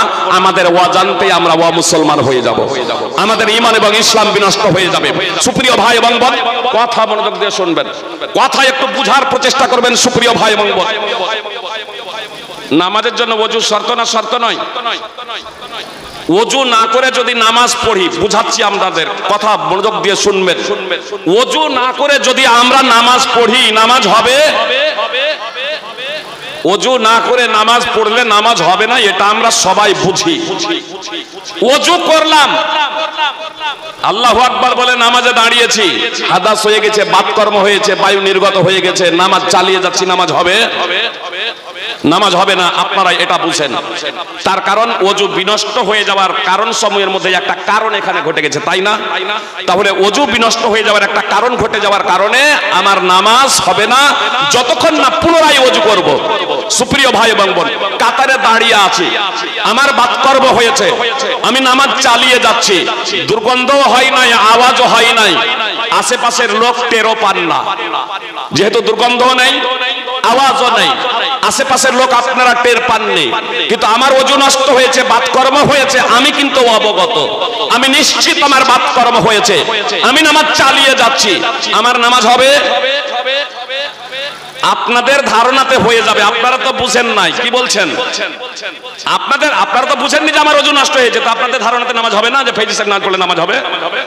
আপনাদের ধারণাতে নামাজ হয়ে যাবে, যেহেতু বাতকর্ম হয়েছে আমার, বাতকর্ম হয়েছে আমার, আমি প্রকাশ না করলে আপনারা কি বুঝবেন? আমি যখন বলবো আমার বাতকর্ম হয়েছে তখন আপনারা জানবেন, তাই না? আর তার আগে পর্যন্ত বুঝবেন কেমনে? আমার তো দুর্গন্ধও হয় নাই, আর আওয়াজও হয় নাই, চুপে চাপে বাতকর্ম হয়েছে, গন্ধ হয় নাই, আওয়াজও হয় নাই, আমি যদি না বলি আপনারা বুঝতেও পারবেন না, তাহলে আপনাদের ধারণাতে আমার নামাজটা হয়ে যাবে দিব্যি, কিন্তু আমি যে নিশ্চিত আমার বাতকর্ম হয়েছে, নামাজ চালিয়ে গেলে আমার নামাজটা হবে না। সুপ্রিয় ভাই এবং বোন, আজকে মুসলমান ঘরে যারা জন্মগ্রহণ করেছে, কথা মনোযোগ দিয়ে শুনুন, ঈমান শূন্য অবস্থায় যদি মারা যায়, তাওহীদ শূন্য অবস্থায় যদি মারা যায়, শুধু সাধারণ মানুষ নয়, আমরা অনেক আলেমরাও কিন্তু এই বিষয়টা বুঝে গেছি। ওযু বিনষ্ট হয়ে যাওয়ার কারণ সম্পর্কে আমরা তো সচেতন আছি, কিন্তু ঈমান বিনষ্ট হয়ে যাওয়ার কারণ সম্পর্কে আমরা সচেতন নেই। এজন্য এক ভদ্রলোক আপনার তওবা করেছে, তার কোনো প্রমাণ পাওয়া যায় না, যে প্রকাশ্যভাবে স্টেজে বলে আল্লাহর ভগবান আপোষে সাড়ু বাইরা না শালাবহনো। আরে ধর্ম তো মানুষ নিজের তাগিদে সৃষ্টি করেছে, তারও যখন ইন্তেকাল হয়, কিছু ওলামায়ে কেরাম তার জানাজার নামাজ আদায় করে, মুসলমানরা জানাজার নামাজ আদায় করে। সুপ্রিয় ভাই এবং বোন, এটা আমি খুব ভালোভাবে জানি এই বিষয়টা। আজকেও যখন কোনো মুসলমান, আমার কুতুবউদ্দিন ভাই বলছিলেন, লা ইলাহা ইল্লাল্লাহ পাঠ করে, আবার আপনার সরস্বতী পূজা, দুর্গা পূজা, কালী পূজার কাছে গিয়ে প্রথমে মাথা নত করে, এটা সমন্বয় না। ভাই বলছিলেন এটা উদারতা, এটা উদারতা না, এটা সমন্বয় না। আপনি নিজেকে বিসর্জন দিয়ে আপনি নিজের ঈমানকে ধ্বংস করে দিয়েন, আপনি নিজে মুশরিকে পরিণত হয়েন, বরং তাদেরকে তো উদ্ধার করলেন না, তাদেরকে বাঁচানোর কোনো পথ দেখালেন না, নিজেও আবার জাহান্নামে যাচ্ছেন। এটা উদারতা না, এটা অন্ধকারাচ্ছন্ন, এটা অজ্ঞতা, এটা জাহালাত, এটা কুসংস্কার। সুপ্রিয় ভাই এবং বোন, এটা বুদ্ধিহীনতা এবং চরমতম মূর্খতা। আমরা ঈমান বিনষ্ট, ওযু বিনষ্ট হয়ে যাওয়ার কারণ জানি, কিন্তু ঈমান বিনষ্ট হয়ে যাওয়ার কারণ সম্পর্কে আমরা অজ্ঞ। আমি আমার আলোচ্য বিষয়ের সাথে সামঞ্জস্য রেখে মাত্র একটি বলবো। ওযু বিনষ্ট হয়ে যাওয়ার যেমন কতগুলো কারণ আছে, ঈমান এবং ইসলাম বিনষ্ট হয়ে যাওয়ারও কতগুলো কারণ আছে। আইম্মায়ে এযাম, মুহাদ্দিসিনে কিরাম, কোরআন এবং হাদিসের যারা মহাপণ্ডিত, আপনার এই প্রসঙ্গে তারা বই লিখেছেন, কোরআন এবং হাদিসকে সামনে রেখে সেগুলো 10টি বড় বড় উল্লেখ করেছে। কিতাবুত তাওহীদ, আকীদা সম্পর্কিত বই, মুহাম্মদ বিন আব্দুল ওয়াহাব রাহিমাহুল্লাহর বিখ্যাত বই কিতাবুত তাওহীদ, সেই বইটি অন্তত আপনারা একবার হলেও পড়বেন। আমাদের মাতৃভাষায় বাংলায় হয়ে গেছে। সালেহ আল ফাওজানের বিখ্যাত বই কিতাবুত তাওহীদ বাংলায় হয়ে গেছে, আপনারা পড়বেন। আপনার এই প্রসঙ্গে প্রচুর বইপত্র আছে। আমি শুধু একটা বলবো, 10 নম্বর ঈমান বিনষ্টকারী বিষয়। যেমন ওযু বিনষ্টকারী বিষয় আছে, অনুরূপ ভাবে ঈমান এবং ইসলাম বিনষ্টকারী বিষয় আছে। ওযু বিনষ্টকারী বিষয় সংগঠিত হলে যেমন আপনার নামাজ হবে না, ওই অবস্থায় যেমন নামাজ হবে না, অনুরূপ ভাবে ঈমান এবং ইসলাম বিনষ্ট হয়ে যাওয়ার পরে আপনি যদি নামাজ পড়ি, রোজা রাখি, যাকাত দিই, দান খয়রাত করি, সুপ্রিয় ভাই এবং বোন, আপনার যত ভালো কাজ আছে 60-70 বছর জীবনের শেষ মুহূর্তেও যদি আমার ঈমান বিনষ্টকারী একটা বিষয় সংঘটিত হয়ে যায়, তাহলে আর কোনো আমল অবশিষ্ট থাকবে না, যেমন আপনার শিরক। আল্লাহ তাআলা সূরা আনাম 6 নম্বর সূরার 83 থেকে 86 নম্বর আয়াতে 18 জন বিশিষ্ট নবী রাসূলের কথা উল্লেখ করেছেন। অতঃপর 88 নম্বর আয়াতে গিয়ে বলছেন ওয়ালা ওয়াশরাকুল হাবিতা আনহুম মা কানু ইয়ামালুন। এই 18 জন বিশিষ্ট নবী রাসূল যদি শিরক করত, তাহলে তাদের সমস্ত আমল বিনষ্ট হয়ে যেত। সূরা জুমার 39 নম্বর সূরার 65 নম্বর আয়াতে আল্লাহ তাআলা বলেন ওয়ালাকাদ উহিয়া ইলাইকা ওয়া ইলাল লাযিনা মিন ক্বাবলিক লা ইন আশরাকতা লা ইয়াহবাতান্না আমালুকা ওয়া লা তাকুনান্না মিনাল খাসিরিন। আল্লাহ তাআলা বলেন মুহাম্মদ সাল্লাল্লাহু আলাইহি ওয়াসাল্লাম, তোমার নিকটে এই বার্তা, তোমার পূর্বে যতগুলো নবী প্রেরণ করা হয়েছিল তাদের কাছে এবং তোমার কাছে এই বার্তা পাঠানো হচ্ছে। ওয়ালাকাদ উহিয়া ইলাইক, তোমার কাছে এই বার্তা উপদেশ পাঠানো হয়েছে এবং তোমার পূর্বে যতগুলো নবী রাসূল প্রেরণ করা হয়েছিল প্রত্যেককেই বার্তা দেওয়া হয়েছিল লা ইন আশরাকতা লা ইয়াহবাতান্না আমালুকা ওয়া লা তাকুনান্না মিনাল খাসিরিন, যে তুমি যদি শিরক করো তাহলে তোমার সমস্ত আমল ধ্বংস হয়ে যাবে এবং অবশ্যই তুমি ক্ষতিগ্রস্তদের অন্তর্ভুক্ত হবে, ক্ষতির সম্মুখীন হবে। সুপ্রিয় ভাই বোন, সূরা জুমার 39 নম্বর সূরার 65 নম্বর আয়াত। শিরক এটা হচ্ছে একটা ঈমান এবং ইসলাম বিধ্বংসীকারী বিষয়। অনুরূপ ভাবে 10 নম্বর বিষয়টি আমি আপনাদের আলোচনা করব, আল ইরাদ আন দীনিল্লাহ। আল ইরাদ আন দীনিল্লাহ, আল্লাহর দ্বীন থেকে বিমুখ হওয়া। আল্লাহর দ্বীন থেকে বিমুখ হওয়ার তাৎপর্য কি? আল ইরাদ আনিল ওয়াসুলি সালাসা, তিনটি মৌল নীতি থেকে বিমুখ হয়ে যাওয়া, তিনটি মৌলিক নীতি সম্পর্কে না জানা, তিনটি মৌলিক নীতি সম্পর্কে অজ্ঞতা, তিনটি মৌলিক নীতি সম্পর্কে জিহালাত হলো ঈমান এবং ইসলাম বিধ্বংসীকারী বিষয়ের মধ্যে একটি। সুপ্রিয় ভাই এবং বোন, কেউ যদি ইসলামের, ঈমানের, আপনার ইসলামের তিনটি মৌলিক নীতি সম্পর্কে জ্ঞান অর্জন না করে, তাহলে সে মুসলমান হতে পারবে না, তার অন্তরে ঈমান থাকবে না, তার অন্তরে তাওহীদ থাকবে না। সুপ্রিয় ভাই এবং বোন, আমি আপনাদের বলি যে ইসলামের যে তিনটি মৌলিক বিষয় আছে, সেই তিনটি মৌলিক বিষয় নিয়ে কি আমরা পড়াশোনা করেছি জনগণ? আমি কি কি সেই বিষয়টি বলে দিই। মারিফাতুর রব, রব সম্পর্কে জানা, আল্লাহ তাআলা সম্পর্কে অবগত হওয়া, আল্লাহ তাআলার পরিচয়, আল্লাহ তাআলার গুণাবলী, আল্লাহ তাআলার বৈশিষ্ট্য, আল্লাহ তাআলা কে, তার গুণাবলী কি, তার বৈশিষ্ট্য কি, এ সম্পর্কে জানা নম্বর 1। নম্বর 2 মারিফাতুদ্দিন, আপনাকে দ্বীনে ইসলাম সম্পর্কে জানতে হবে। দ্বীনে ইসলামটা কি, দ্বীনে ইসলামটা কি, এ সম্পর্কে আপনাকে জ্ঞান অর্জন করতে হবে। নম্বর 3 মারিফাতুর রাসূল মুহাম্মদ, মারিফাতু মুহাম্মদ রাসূলুল্লাহ, মুহাম্মদ রাসূলুল্লাহ সাল্লাল্লাহু আলাইহি সাল্লাম সম্পর্কে অবগত হওয়া। মুহাম্মদ সাল্লাল্লাহু আলাইহি সাল্লাম যে আল্লাহ তাআলা রাসূল, এ সম্পর্কে আমাদের জানা।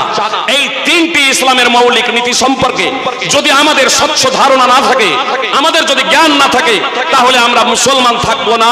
সাবালক সাবালিকা হয়ে যাওয়ার পরে আপনি আমরা ইসলাম থেকে বের হয়ে যাব, আমাদের অন্তর তাওহীদ শূন্য এবং ঈমান শূন্য হয়ে যাবে। সুপ্রিয় ভাই এবং বোন, বলুন আমরা মুসলমান আজ যে বলছি কিসের ভিত্তিতে? আমরা মুসলমান বংশে জন্মগ্রহণ করেছি, তাই না? কি বলছেন? আমরা কি এই তিনটি যে মৌল নীতির কথা বললাম, আল্লাহ তাআলা কে, তার পরিচিতি কি, তার গুণাবলী কি, তার বৈশিষ্ট্য কি, আমরা পড়াশোনা করেছি? কি বলছেন?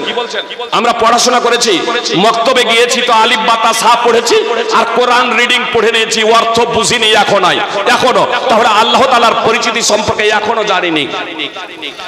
দ্বীনে ইসলাম কি এটা জেনেছি, দ্বীনে ইসলাম সম্পর্কে জ্ঞান অর্জন করেছি, দ্বীনে ইসলাম সম্পর্কে আমরা জানার প্রচেষ্টা করিনি। মুহাম্মদ সাল্লাল্লাহু আলাইহি সাল্লামকে আমরা মুসলমান বংশে জন্মগ্রহণ করে যদি বলি যে আমরা মুসলমান ঈমান জেনে গিয়েছি, আমি আপনাদের বলতে চাই যে মুহাম্মদ সাল্লাল্লাহু আলাইহি সাল্লামের মতো বিচক্ষণ এবং বুদ্ধিমান ব্যক্তি পৃথিবীতে কেউ জন্মগ্রহণ করেছে? কত বড় জ্ঞানী এবং বিচক্ষণ এবং বুদ্ধিমান ছিলেন সুপ্রিয় ভাই এবং বোন, বিস্তারিত আলোচনা করার সময় নেই। আমি শুধু সংক্ষেপে দুটো পয়েন্ট আপনাদের সামনে বলি। জি, দুটো পয়েন্ট। 20 বছর যখন মুহাম্মদ সাল্লাল্লাহু আলাইহি সাল্লামের বয়স, আপনার আরবের মাটিতে, আজকেও সারা পৃথিবীতে বলা যেতে পারে, স্বার্থ, গোত্র, বংশীয় টানে অনেক সময় যুদ্ধ হচ্ছে, করছে এবং বিচার চলছে। অনেক ক্ষেত্রে অনেক জায়গাতে আরবের মাটিতে গোত্রীয় এবং বংশীয় মর্যাদা রক্ষা করতে গিয়ে নেই অন্যায়, জুলম, অত্যাচার, নেই ইনসাফ, সবগুলো দেখা হতো না, এগুলো দেখা হতো না, বরং বংশীয় এবং গোত্রীয় প্রভাবই এখানে প্রাধান্য পেত। বংশীয় এবং গোত্রীয় টান এখানে থাকতো। যুগ যুগ ধরে রক্তপাত হয়ে চলেছিল আরবের মাটিতে। মুহাম্মদ সাল্লাল্লাহু আলাইহি সাল্লাম দেখলেন যে এক শ্রেণীর মানুষ নিরীহ মানুষের উপরে জুলম নির্যাতন করছে, নারীদেরকে প্রথিত করা হচ্ছে। মুহাম্মদ সাল্লাল্লাহু আলাইহি সাল্লাম আরবের মাটিতে শান্তি প্রতিষ্ঠার লক্ষ্য এবং উদ্দেশ্যে, মানবতা প্রতিষ্ঠার লক্ষ্য এবং উদ্দেশ্যে নিরীহ অসহায় ব্যক্তিদের সাহায্য সহযোগিতার্থে আপনার জালেম এবং অত্যাচারীকে তাদের অত্যাচার এবং জুলম থেকে বিরত রাখার লক্ষ্য এবং উদ্দেশ্যে একটা সংগঠন প্রতিষ্ঠা করেছিলেন। মাত্র 20 বছর বয়স, হিলফুল ফদল, আর তার মাধ্যম দিয়ে আপনার ন্যায় এবং ইনসাফ প্রতিষ্ঠা করতে সক্ষম হয়েছিলেন, শান্তি প্রতিষ্ঠা করতে সক্ষম হয়েছিলেন। বয়স যখন হলো মুহাম্মদ সাল্লাল্লাহু আলাইহি সাল্লামের 35 বছর, তখনও নবী হন নাই, তখনও রাসূল হন নাই। 35 বছর বয়সে আপনার মুশরিকরা, কাফেররা, আবু লাহাব, আবু জাহেলেরা কাবার পুনর্নির্মাণ শুরু করলো। আসলে যুগের আবর্তনে দীর্ঘ যুগ অতিক্রান্ত হওয়ার পরে আপনার কাবার চতুর দেওয়াল তো ছিল, কিন্তু উপরে ছাউনি ছিল না, উপরে ছাদ ছিল না। মুশরিকরা সিদ্ধান্ত নিল, কুরাইশরা সিদ্ধান্ত নিল কাবাকে পুনর্নির্মাণ করবে। পুনর্নির্মাণের কাজ শুরু হয়ে গেছে। আপনার হাজরে আসওয়াদ স্থাপন করার জায়গা পর্যন্ত যখন প্রাচীর উঠলো, হাজরে আসওয়াদকে আপনার তার স্থানে রাখার জন্য প্রত্যেকেই এই দাবি করে বসলো যে এই গৌরব, এই মর্যাদা আমি অর্জন করব, আমি অন্তত হাজরে আসওয়াদকে তার স্থানে রাখবো, আমি রাখবো। এই দাবিতে প্রত্যেকেই অনড়। এমনকি তারা বলতে শুরু করলো যদি আমাকে যদি না দেওয়া হয়, অন্তত আমার গোত্রের গোত্রপতি রাখবে। এটা প্রত্যেক গোত্রের লোকেরা এই দাবি করে বসলো। আবু উমাইয়া মাখজুমি বলল আগামী কালকে যে আসবে এখানে সেই ফাইসালা করবে, সেই হাজরে আসওয়াদকে স্থানে স্থাপন করবে। যে এই কথার উপরে ভিত্তি করে তারা সেদিনের মতো বাড়ি চলে গেল। আপনার প্রায় 3-4 দিন অতিক্রান্ত হয়ে গেছে, আর কাবার প্রাচীর আপনার উঁচু হয় না। কাবার প্রাচীর গাঁথনি বন্ধ আছে। হাজরে আসওয়াদকে কেন্দ্র করে ঝামেলা, ঝগড়া, বিবাদ তৈরি হয়েছে। আপনার রক্তপাতের উপকরণ হবে, রক্ত গঙ্গা বইয়ে যাবে আপনার মসজিদ হারামের চত্বরে। আগামীকাল মুহাম্মদ সাল্লাল্লাহু আলাইহি সাল্লাম 35 বছর বয়স, তখন নবী হন নাই, আপনার সর্বপ্রথম মসজিদ হারামে প্রবেশ করলেন। আর তারপরে যখন কুরাইশ বংশের লোকেরা, আবু জাহেল, আবু লাহাবেরা, আপনার মক্কার মুশরিকরা, তারা যখন মসজিদ হারামে আসছে, তখন তারা মুহাম্মদ সাল্লাল্লাহু আলাইহি সাল্লামকে দেখে বলছে হাদাল আমিন ওয়া কদ রাদিনা, হাদা মুহাম্মদ। আরে ইনি তো হচ্ছেন আমানতদার, ইনি তো হচ্ছেন বিশ্বস্ত, আমরা এর প্রতি সন্তুষ্ট, আমরা এর প্রতি সন্তুষ্ট, ইনি তো হলেন মুহাম্মদ। মুহাম্মদ সাল্লাল্লাহু আলাইহি সাল্লাম তখন নবী হন নাই। আপনার দীর্ঘ রক্তপাত হওয়ার উপক্রম হয়েছিল। মুহাম্মদ সাল্লাল্লাহু আলাইহি সাল্লাম ফাইসালা করছেন। দেখুন, যেহেতু মুহাম্মদ সাল্লাল্লাহু আলাইহি সাল্লাম আগের দিন ছিলেন না, কি কারণে আপনার মুহাম্মদ সাল্লাল্লাহু আলাইহি সাল্লামকে দেখে তারা বলছে ইনি তো হচ্ছেন আমানতদার, ইনি তো বিশ্বস্ত, এর প্রতি আমরা সন্তুষ্ট, ইনি হচ্ছেন মুহাম্মদ। তারা ঘটনা খুলে বলল। মুহাম্মদ সাল্লাল্লাহু আলাইহি সাল্লাম বললেন ঠিক আছে, তাহলে একখানা আমাকে চাদর দেওয়া হোক। মুহাম্মদ সাল্লাল্লাহু আলাইহি সাল্লাম চাদর নিলেন, চাদর বিছিয়ে দিলেন। মুহাম্মদ সাল্লাল্লাহু আলাইহি সাল্লাম স্বহস্তে আপনার হাজরে আসওয়াদ খানা ধরলেন, আপনার চাদরের মাঝখানে রাখলেন। তারপরে বিভিন্ন গোত্রের গোত্রপতিদের বললেন আপনারা চাদরের কোণাগুলো ধরুন, চাদরের সাইডগুলো ধরুন। আপনার চাদরের চতুর্দিক আপনার বিভিন্ন গোত্রের গোত্রপতিরা ধরলেন। মুহাম্মদ সাল্লাল্লাহু আলাইহি সাল্লাম বললেন এবার আপনারা উঠান। এবার তারা আপনার চাদর উঠালেন, হাজরে আসওয়াদের যেখানে স্থাপন করা আছে সেখানে নিয়ে যেতে বললেন, উঁচু করলেন। মুহাম্মদ সাল্লাল্লাহু আলাইহি সাল্লাম হাজরে আসওয়াদ ধরে স্বহস্তে আপনার ওই জায়গাতে যেখানে হাজরে আসওয়াদ রাখা আছে সেই জায়গায় মুহাম্মদ সাল্লাল্লাহু আলাইহি সাল্লাম হাজরে আসওয়াদ রেখে দিলেন। সকলেই সন্তুষ্ট। আপনার 35 বছর বয়সে মুহাম্মদ সাল্লাল্লাহু আলাইহি সাল্লাম সূক্ষ্মভাবে, খুবই সুষ্ঠুভাবে, আপনার খুব সহজে কয়েক মুহূর্তের মধ্যে দীর্ঘ সমস্যার সমাধান করে দিলেন। মাত্র 35 বছরের যুবক, কত বুদ্ধিমান এবং বিচক্ষণ, কত জ্ঞানী ছিলেন এটা আপনারা বুঝতে পারছেন। তখনও কিন্তু নবী হন নাই, তখনও কিন্তু রাসূল হন নাই। 40 বছর বয়সে আল্লাহ তাআলা মুহাম্মদ সাল্লাল্লাহু আলাইহি সাল্লামকে নবী বানালেন। 40 বছর বয়সে মুহাম্মদ সাল্লাল্লাহু আলাইহি সাল্লামকে আল্লাহ তাআলা রাসূল বানালেন। এবার আপনাদের বলি যে আমার এবং আপনার ঈমান আছে কি নাই? 40 বছর বয়স হয়ে গেছে মুহাম্মদ সাল্লাল্লাহু আলাইহি সাল্লামের। আমরা তো মুসলমান বংশে জন্মেছি, আর মুহাম্মদ সাল্লাল্লাহু আলাইহি সাল্লাম বিখ্যাত নবী রাসূলের বংশে জন্মেছিলেন, কুরাইশ বংশে জন্মেছিলেন, কুরাইশ বংশে জন্মেছিলেন। এই কুরাইশ বংশ হচ্ছে বিখ্যাত নবী রাসূলের বংশধর। সুপ্রিয় ভাই এবং বোন, ইব্রাহিম আলাইহিস সালামের দুই সন্তান ইসহাক এবং ইসমাইল। ইসমাইল আলাইহিস সালাম বড়, ইসমাইল আলাইহিস সালাম যাবিহুল্লাহ। তো ইসমাইল আলাইহিস সালামের বংশধর হচ্ছেন আপনার কালক্রমে কুরাইশ এবং মুহাম্মদ সাল্লাল্লাহু আলাইহি সাল্লাম। ইসমাইল আলাইহিস সালামের বংশে মুহাম্মদ সাল্লাল্লাহু আলাইহি সাল্লাম ছাড়া দ্বিতীয় কোন নবী জন্মগ্রহণ করেন নাই। ইব্রাহিম আলাইহিস সালামের প্রথম পুত্র ইসমাইল আলাইহিস সালামের বংশে একমাত্র নবী রূপে জন্মগ্রহণ করেছেন মুহাম্মদ সাল্লাল্লাহু আলাইহি সাল্লাম। সুপ্রিয় ভাই এবং বোন, একমাত্র মুহাম্মদ সাল্লাল্লাহু আলাইহি সাল্লাম। আর ইসহাকের সূত্র ধরে ইয়াকুব, সেই সূত্রে বনি ইসরাইলে আল্লাহ তাআলা অনেক নবী রাসূল প্রেরণ করেছিলেন, কিন্তু শ্রেষ্ঠতম রাসূল নবী রাসূলের সম্রাট ইসমাইল আলাইহিস সালামের বংশে মুহাম্মদ সাল্লাল্লাহু আলাইহি সাল্লামকে আল্লাহ তাআলা সৃষ্টি করলেন। সেই মুহাম্মদ সাল্লাল্লাহু আলাইহি সাল্লামের বয়স হয়ে গেছে 40। নবী রাসূলের বংশে জন্মগ্রহণ করেছেন, 40 বছর বয়স হয়ে গেছে। কত বিচক্ষণ ছিলেন, বুদ্ধিমান ছিলেন, জ্ঞানী ছিলেন। দুটি ঘটনা আপনাদের সামনে উপস্থাপন করেছি। তারপরেও আল্লাহ তাআলা কি বলছেন জানেন? মা কুনতা তাদরি মাল কিতাব ওয়ালাল ঈমান। মুহাম্মদ সাল্লাল্লাহু আলাইহি সাল্লাম আপনি ঈমান কি এবং কিতাব কি জানতেন না। মুহাম্মদ সাল্লাল্লাহু আলাইহি সাল্লামের বয়স হয়ে গেছে 40, তারপরে ওই ঈমান কি জানেন না। সূরা সূরা 42 নম্বর সূরার 52 নম্বর আয়াতের অংশ বিশেষ।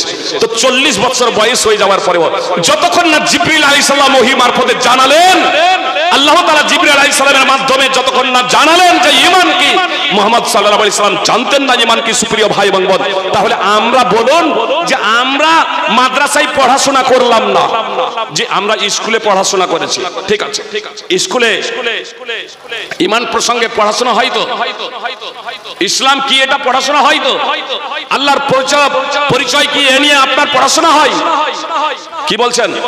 তাহলে স্কুল কলেজে হয় না, হয় কোথায়? মাদ্রাসায়। তাহলে মাদ্রাসায় তো আমরা 95% শতকরা 95টা লোক মাদ্রাসায় পড়িনি। তাহলে শতকরা লোক 95টা আমরা মাদ্রাসায় পড়িনি। তাহলে ঈমান কি জানবো কেমনে? ঈমান কি জানবো কেমনে? আল্লাহকে, মুহাম্মদ সাল্লাল্লাহু আলাইহি সাল্লামকে, দ্বীনে ইসলাম কি? সুপ্রিয় ভাই এবং বোন, বুঝতে পারছেন না যে আমার অন্তরে আল্লাহর বাণী শুনে, আল্লাহর নাম শুনে, আল্লাহর আলোচনা শুনে আমার অন্তর প্রকম্পন হয় না কেন?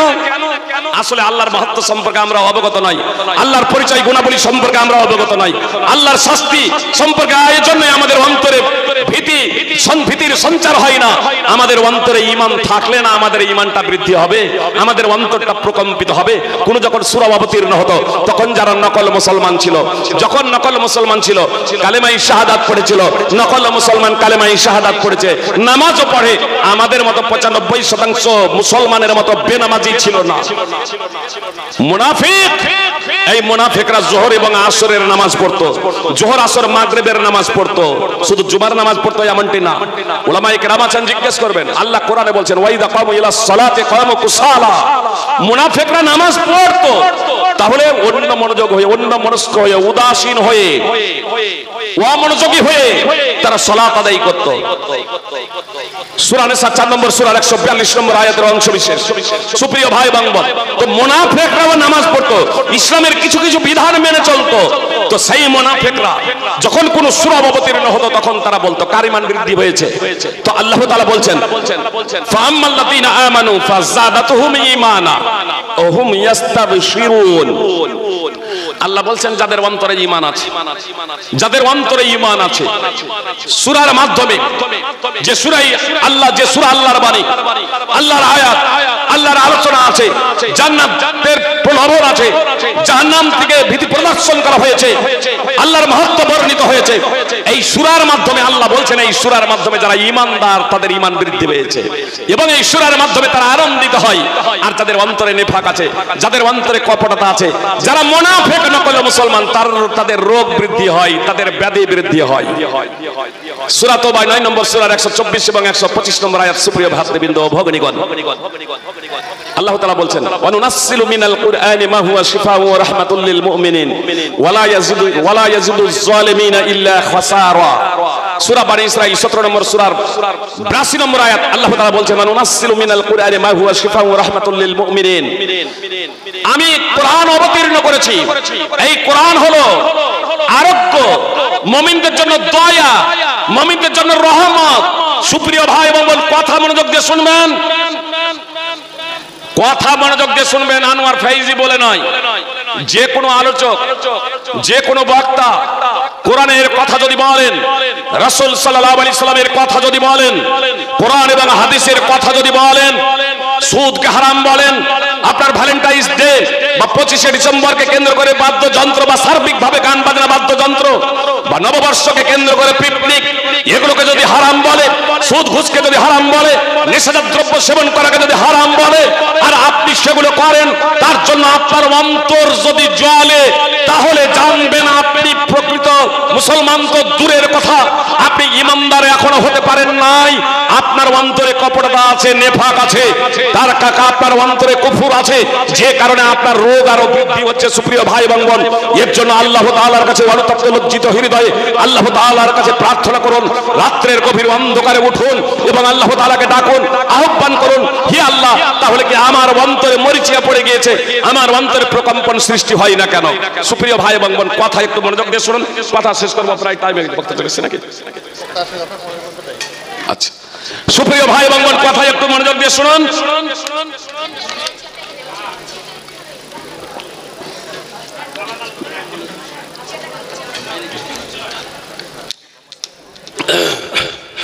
সুপ্রিয় ভাই এবং বোন, আইনাতে মুখ দেখা যাবে না? যাবে না?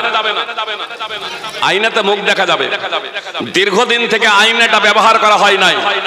রাস্তার ধারে বাড়ি, ধুলোবালি আইনাতে পড়ে যাওয়ার কারণে সেই আইনাই যদি এবার মুখ দেখবো মনে করেন, ব্যবহার করবো মনে করেন, মুখ দেখা যাবে। হালকা যদি ধুলোবালি থাকে তাহলে আবছা দেখা যাবে, একবারে পুরোপুরি দেখা যাবে না, এমনটা কি বলছেন? আর যদি পুরো ধুলোবালিতে ঢেকে যায় আর তারপরে মুখমণ্ডল দেখবো মনে করেন, চেহারা দেখবো মনে করেন, দেখা যাবে? দেখা যাবে না। এখন যদি মুখমণ্ডল দেখতে হয় তাহলে মুখকে পরিষ্কার না করে কি করতে হবে? আয়নাটাকে পরিষ্কার করতে হবে। আয়নাটা নবী নুমান বিন বাশির রাদিয়াল্লাহু তাআলা আনহু সূত্রে বর্ণিত, নবী সাল্লাল্লাহু আলাইহি সাল্লাম বলেছেন, আলা ওয়া ইন্না ফিল জাসাদে মুদগাহ, জেনে রাখো নিশ্চয় এই শরীরে একটা মাংসের টুকরা আছে।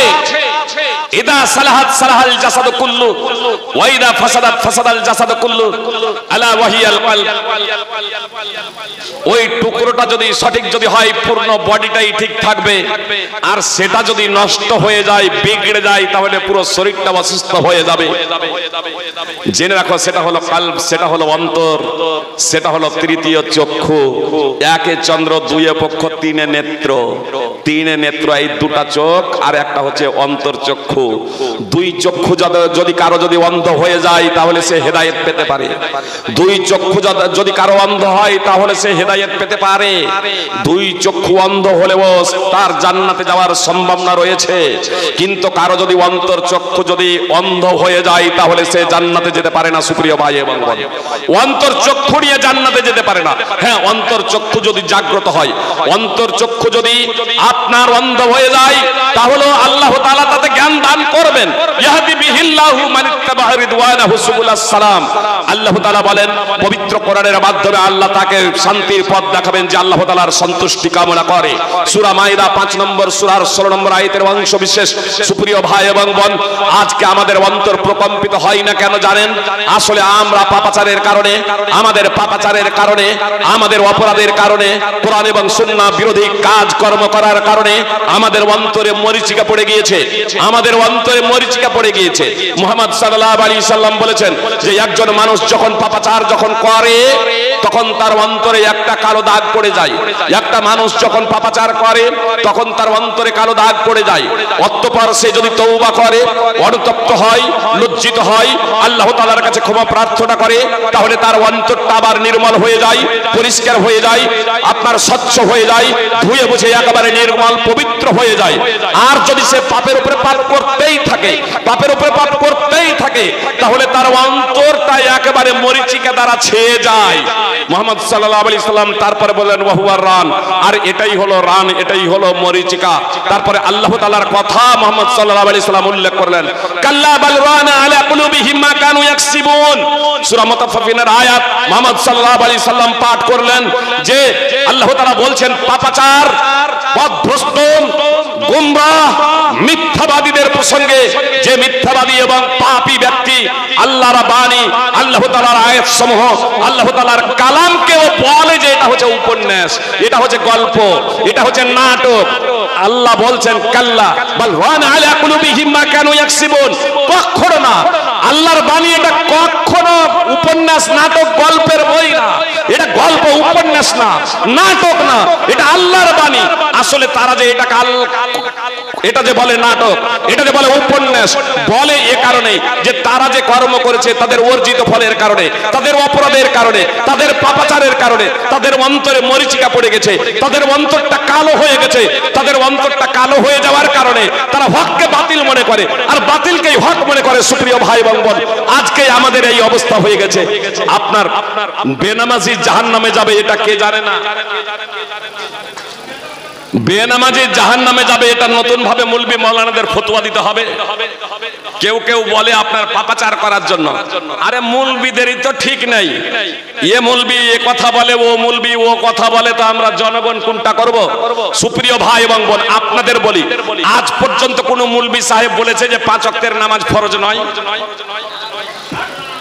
সমস্ত মুলবি বলেছেন 5 ওয়াক্তের নামাজ হচ্ছে অপরিহার্য কর্তব্য। দিনে রাতে নামাজ ছেড়ে দেওয়া কুফর এবং শিরক। নামাজ যে ছেড়ে দিবে, 5 ওয়াক্তের নামাজ পড়বে না, জাহান্নামে যাবে। এ কথা আল্লাহ বলেছেন, মুহাম্মদ সাল্লাল্লাহু আলাইহি সাল্লাম বলেছেন। সমস্ত মুলবি মাওলানা এই কথা বলেন না? বলেন না? তো সমস্ত মুলবি মাওলানা এই বিষয়ে ঐক্যমত পোষণ করেছেন, তো আমরা এটা করি না কেন?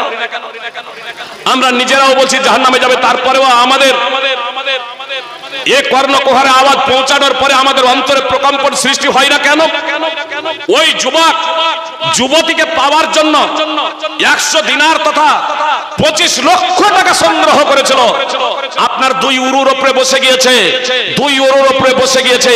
আর যখন সেই যুবতী বলছে ইত্তাকিল্লাহ, তৃতীয় কোনো মানুষ ছিল না, আল্লাহকে ভয় করো, সঙ্গে সঙ্গে সেই যুবক জৈবিক চাহিদা পূর্ণ করা থেকে বিরত হয়ে যাচ্ছে। সুপ্রিয় ভাই এবং বোন, এই কথা স্বয়ং মুহাম্মদ সাল্লাল্লাহু আলাইহি সাল্লাম বলেছেন। আর ব্যভিচার করছে না, ব্যভিচার ত্যাগ করে দিচ্ছে। আর আমি আর আপনি নামাজ না পড়লে জাহান্নামে যাবে, এই কথা শোনার পরেও আমার আপনার অন্তরে কেন প্রতিক্রিয়া সৃষ্টি হয় না? আমি আপনি কেন নামাজি হই না? সুপ্রিয় ভাই এবং বোন, বেনামাজির কথা আপাতত ছাড়লাম, আমরা যারা নামাজি আমাদের অন্তরে কি এই কথাটা প্রতিক্রিয়া সৃষ্টি করেছে? একটু বুঝবো। সুপ্রিয় ভাই এবং বোন, আমাদের কারো বাড়িতে যদি আগুন লেগে যায়, আমাদের কারো বাড়িতে যদি আগুন লেগে যায়, সন্তান সন্ততি স্ত্রী যদি ঘুমিয়ে থাকে, তাহলে বলেন যে আমরা তাদেরকে না বের করা পর্যন্ত চুপ করে বসে থাকবো? কি বলছেন? তাদেরকে ওই ঘর থেকে বের করার জন্য সর্বাত্মক প্রচেষ্টা করব না? করব না? সর্বাত্মক প্রচেষ্টা করব। নিজের জীবনের ঝুঁকি নিয়ে তাদেরকে বাঁচানোর প্রচেষ্টা করব। নিজের জান যাই চলে যাক, কিন্তু আমার ছেলে মেয়ে যাতে এই আগুন থেকে যাতে বেঁচে যায়, এটা আমরা সার্বিক প্রচেষ্টা করব প্রত্যেকেই। সুপ্রিয় ভাই এবং বোন, আচ্ছা বলেন তো, এই দুনিয়ার যে আগুন, এই আগুনটা তো ক্ষণস্থায়ী, জীবনটাও ক্ষণস্থায়ী। আমাদের কারো দাদার দাদা বেঁচে নেই, আমাদের কারো দাদির দাদি বেঁচে নেই, আমাদের কারো নানার নানা নানির নানি বেঁচে নেই। আমাদেরও প্রত্যেকেই একদিন মরে যেতে হবে। তো না হয় তারা মরেই যেত আগুনে পুড়ে, আগুনও ক্ষণস্থায়ী, এই জীবনটাও ক্ষণস্থায়ী। তারপরেও নিজের সর্বস্ব দিয়ে জীবনের ঝুঁকি নিয়ে তাদের বাঁচানোর জন্য আমাদের তৎপরতা লক্ষ্য করা যায়। আমরা তৎপর হয়ে যাই সুপ্রিয় ভাই এবং বোন। আর আমরা জানছি বেনামাজি হওয়ার পরে মানুষ জাহান্নামে যাবে। একটি হাদিসের প্রসঙ্গে শুধু একটা পয়েন্ট আপনাদের সামনে উল্লেখ করি, কতদিন শাস্তি ভোগ করবে সুপ্রিয় ভাই এবং বোন। একটা পয়েন্ট, সামরা বিন জুনদাব রাদিয়াল্লাহু তাআলা আনহু সূত্রে বর্ণিত আপনার দীর্ঘ হাদিস, যে হাদিসের কথা একটু আগে আমি বলছিলাম, আপনার হাদিসটা আপনার সহিহ বুখারীতে 3 ইমাম বুখারী উল্লেখ করেছেন। তবে 1143 নম্বর হাদিসে শুধু এই সালাতের প্রসঙ্গটাই, নামাজের প্রসঙ্গটাই উল্লেখ করেছেন। বাকি পূর্ণ বিবরণ আপনার 1386 নম্বর হাদিস এবং 7047 নম্বর হাদিসে উল্লেখ করেছেন। 3টি হাদিসই দেখবেন। আমি শুধু আপনাদের এতটুকু বলি, মুহাম্মদ সাল্লাল্লাহু আলাইহি সাল্লাম একদা দেখলেন এক ব্যক্তি শুয়ে আছে, আর তার পাশে এক ব্যক্তি পাথর নিয়ে দাঁড়িয়ে আছে। যে ব্যক্তি দাঁড়িয়ে আছে পাথর নিয়ে, সেই পাথরটাকে যে ব্যক্তি শুয়ে আছে তার মাথায় মারছে, মাথাটা চূর্ণ বিচূর্ণ হয়ে যাচ্ছে, পাথরটা ছিটকে গিয়ে দূরে পড়ছে। যতক্ষণে কুড়িয়ে নিয়ে আসছেন, সেই ব্যক্তির কাছে যাকে মেরেছিলেন তার মাথাটা আগের মতো আবার স্বাভাবিক হয়ে গেছে, আবার মারছেন, আবার চূর্ণ বিচূর্ণ হয়ে যাচ্ছে, আবার পাথর ছিটকে গিয়ে পড়ছে, আবার কুড়িয়ে নিয়ে আসছেন, আবার মাথাটা আগের মতো স্বাভাবিক হয়ে যাচ্ছে। এইভাবে প্রহার করতেই থাকবেন কতদিন জানেন? ইলা ইয়াউমিল কিয়ামা, কিয়ামত সংঘটিত না হওয়া পর্যন্ত। কিয়ামত সংঘটিত হওয়া পর্যন্ত সুপ্রিয় ভাই এবং বোন, কিয়ামত সংঘটিত হওয়া পর্যন্ত এইভাবে তাকে পাথর দিয়ে প্রহার করা হবে। যাকে এইভাবে প্রহার করা হচ্ছিল সে কে জানেন? সে কে জানেন? নবী সাল্লাল্লাহু আলাইহি সাল্লাম যখন ফেরেশতাদের জিজ্ঞেস করলেন তখন ফেরেশতারা বললেন এই ব্যক্তি কোরআন অনুযায়ী জীবন যাপন করত না। যাকে এইভাবে প্রহার করা হচ্ছে এই ব্যক্তি কোরআন অনুযায়ী জীবন যাপন করত না। ওয়া ইয়ানামু আনিস সালাতিল মাকতুবা, এবং ফরজ নামাজ ছেড়ে ঘুমিয়ে থাকতো। উলামায়ে কিরাম যারা আছেন, তোলাবা যারা আছেন তারা বুঝে গিয়েছেন আরবির বিষয়টি। ওয়া ইয়ানামু আনিস সালাতিল মাকতুবা, ওয়া ইয়ানামু আনিস সালাতিল মাকতুবা, এক বচন সালাত বলা হচ্ছে, আনিস সালাবাতিল মাকতুবা বলা হয় নাই। আনিস সালাবাতিল মাকতুবা বলা হয় নাই যে ফরজ নামাজ সমূহ থেকে একেবারে পাক্কা বেনামাজি ছিল, এ কথা বলা হয় নাই। বলা হয়েছে ওয়া ইয়ানামু আনিস সালাতিল মাকতুবা। ইমাম ইবনে হাজার আসকালানী রাহিমাহুল্লাহ সহিহ বুখারীর ভাষ্যকার ফাতহুল বারীতে লিখছেন 1143 নম্বর হাদিসকে কেন্দ্র করে যে ইমাম বুখারীর অনুচ্ছেদ রচনা দেখে প্রতীয়মান হয় যে এই ব্যক্তি এশায়ে আখেরার নামাজ ছেড়ে ঘুমিয়ে থাকতো, অর্থাৎ এশার নামাজ থেকে ঘুমিয়ে থাকতো। মানে দিনে রাতে 4 ওয়াক্তের নামাজ পড়তো, যোহর, আসর, মাগরিব এবং ফজর, এই 4 ওয়াক্তের নামাজ পড়তো, কিন্তু এশার নামাজে সে অংশগ্রহণ করতো না, এশার নামাজ পড়তো না, এশার নামাজ না পড়ে ঘুমিয়ে থাকতো। এই এশার নামাজ, 1 ওয়াক্তের নামাজ না পড়ার জন্য তার যদি এই শাস্তি হয় যে কিয়ামত পর্যন্ত তাকে পাথর দিয়ে প্রহার করা হবে, মাথা চূর্ণ বিচূর্ণ হয়ে যাবে, আবার আগের মতো স্বাভাবিক হবে, আবার মারবেন, আবার মাথা চূর্ণ বিচূর্ণ হয়ে যাবে, আবার আগের মতো স্বাভাবিক হয়ে যাবে, এইভাবে কিয়ামত পর্যন্ত তাকে প্রহার করা হবে। সুপ্রিয় ভাই এবং বোন, আমি আপনি যদি আপনার সন্তানের যদি কল্যাণকামী হই, আমি আপনি যদি আপনার সন্তানের যদি হিতাকাঙ্ক্ষী হই, সুপ্রিয় ভাই এবং বোন, তাহলে বলুন এই হাদিস শোনার পরে আমার সন্তান সন্ততি বেনামাজি থাকবে অথচ আমি চুপচাপ ঘুমাবো, এটা হয় কি করে? আমি শান্তভাবে ঘুমাবো, এটা হয় কি করে? সুপ্রিয় ভাই এবং বোন, আসলে আমাদের মধ্যে সেই ঈমান নেই, সেই তাওহীদ নেই যে তাওহীদ এবং ঈমান অর্জিত হয়েছিল নবী রাসূলদের, সাহাবায়ে কেরামদের। সুপ্রিয় ভাই এবং বোন, বিস্তারিত সময় নেই, আমি শুধু একটি কথা আপনাদের বলে দিই। উমর রাদিয়াল্লাহু তাআলা আনহু মৃত্যুর শয্যায় শায়িত, মৃত্যুর শয্যায় শায়িত, সেই অবস্থায় এক যুবক তার প্রশংসা করছেন। জি, তাকে যখন আহত করা হয়েছিল মৃত্যুর শয্যায় শায়িত, খেজুরের শরবত পান করানো হচ্ছে, বেরিয়ে যাচ্ছে, দুধ পান করানো হচ্ছে, বেরিয়ে যাচ্ছে, সবাই ধরে নিয়েছেন, মরে যাচ্ছে। আপনার এক যুবক প্রশংসা করে ফিরে যাচ্ছে। উমর রাদিয়াল্লাহু তাআলা আনহু দেখলেন যে সে আপনার টাকনোর নিচে কাপড় ঝুলিয়ে যাচ্ছে। আপনার পুরুষদের জন্য টাকনোর নিচে কাপড় পরা হারাম, আর নারীদের জন্য টাকনোর উপরে কাপড় পরা হারাম। সুপ্রিয় ভাই এবং বোন, এক যুবককে দেখছেন মৃত্যুর শয্যায় শায়িত, টাকনোর নিচে কাপড় পরে আছে। উমর রাদিয়াল্লাহু তাআলা আনহু বলছেন যে ওকে ডেকে নিয়ে এসো, ওকে ডাকো আমার কাছে। আসছে, তারপর বলছেন হে ভাতিজা, ইরফা সাওবাক, তোমার কাপড়টা উঠাও। সহিহ বুখারী হাদিস নম্বর 4700। সুপ্রিয় ভাই এবং বোন, সেই অবস্থাতে অন্যায় কাজ থেকে বিরত রাখার জন্য সর্বাত্মক প্রচেষ্টা করছেন। সুপ্রিয় ভাই এবং বোন, আর আমি আর আপনি জানি যে নামাজ না পড়ে মারা গেলে জাহান্নামে যাবে। সুপ্রিয় ভাই এবং বোন, সব থেকে বড় বিষয় হলো যে আপনার ইসলামের মৌলনীতি সম্পর্কে অজ্ঞতা হলো ঈমান বিধ্বংসী বিষয়। আমরা ইসলামকে জানলাম না, আল্লাহকে জানলাম না, মুহাম্মদ সাল্লাল্লাহু আলাইহি সাল্লামকে চিনলাম না, তার পরিচিত সম্পর্কে অবগত হলাম না, তাহলে আমরা ঈমানদার কেমনে, আমরা মুসলমান কেমনে? সুপ্রিয় ভাই এবং বোন, আল্লাহ তাআলা বলছেন ওয়ামান আযলামু মিম্মান যুক্কিরা বিআয়াতি রাব্বিহি, ওয়ামান আযলামু মিম্মান যুক্কিরা বিআয়াতি রাব্বিহি সুম্মা আরাদা আনহা ইন্না মিনাল মুজরিমিনা মুনতাকিবুন। আল্লাহ তাআলা বলছেন তার থেকে বড় জালেম আর কি হবে? যার সম্মুখে আল্লাহ তাআলার আয়াত সমূহ পেশ করা হয়, যার সামনে আল্লাহ তাআলার আয়াত সমূহ আলোচনা করা হয়, অতঃপর সে তা থেকে মুখ ফিরিয়ে নেয়। আল্লাহ তাআলা বলেন আমি অপরাধীদের থেকে প্রতিশোধ গ্রহণকারী। সুপ্রিয় ভাই এবং বোন, আমি আপনাদের বলতে চাই সূরা সাজদা, সূরা সাজদা 32 নম্বর সূরার 22 নম্বর আয়াত, আপনাদের বলতে চাই যে আসুন আমরা ইসলামকে জানি, ইসলামকে জানি এবং মুহাম্মদ সাল্লাল্লাহু আলাইহি সাল্লামকে চিনি, মুহাম্মদ সাল্লাল্লাহু আলাইহি সাল্লামের পরিচয় সম্পর্কে জানি, আল্লাহ তাআলার পরিচয় এবং গুণাবলী সম্পর্কে জানি। সুপ্রিয় ভাই এবং বোন, কথা শেষ করে দিচ্ছি। আপনি যতই বড় অপরাধী হন না কেন, আপনার অন্তরে যদি ন্যূনতম ঈমান থাকে, আল্লাহর আলোচনা শুনে আপনার অন্তর কাঁপবে, প্রকম্পিত হবে, এটাই স্বাভাবিক। আল্লাহ বলছেন আলাম ইয়ানি লিল্লাযিনা আমানু আন তাখশা কুলুবুহুম লিযিকরিল্লাহ আলাম ইয়ানি লিল্লাযিনা আমানু আন তাখশা কুলুবুহুম লিযিকরিল্লাহি ওয়া মা নাযালা মিনাল হক। সূরা হাদীদ 57 নম্বর সূরার 16 নম্বর আয়াতের অংশ বিশেষ। আপনার ফুজাইল একজন বিখ্যাত ডাকাত, সে ব্যভিচার করার জন্য একজন মহিলার সাথে পূর্ণ কথা হয়ে গেছে, সে ব্যভিচার করবে, ছাদে উঠেছে। আর এই আয়াত যখন তার কারণে পৌঁছাচ্ছে, মানে এই আয়াতে আল্লাহ তাআলা বলছেন ঈমানদারদের জন্য, মুসলমানদের জন্য কি এখনো সময় আসেনি যে আল্লাহ তাআলার জিকির, আল্লাহ তাআলার আলোচনা শুনে এবং আল্লাহ যে সত্য অবতীর্ণ করেছেন তা শুনে তাদের অন্তর কেঁপে যাবে, প্রকম্পিত হয়ে যাবে।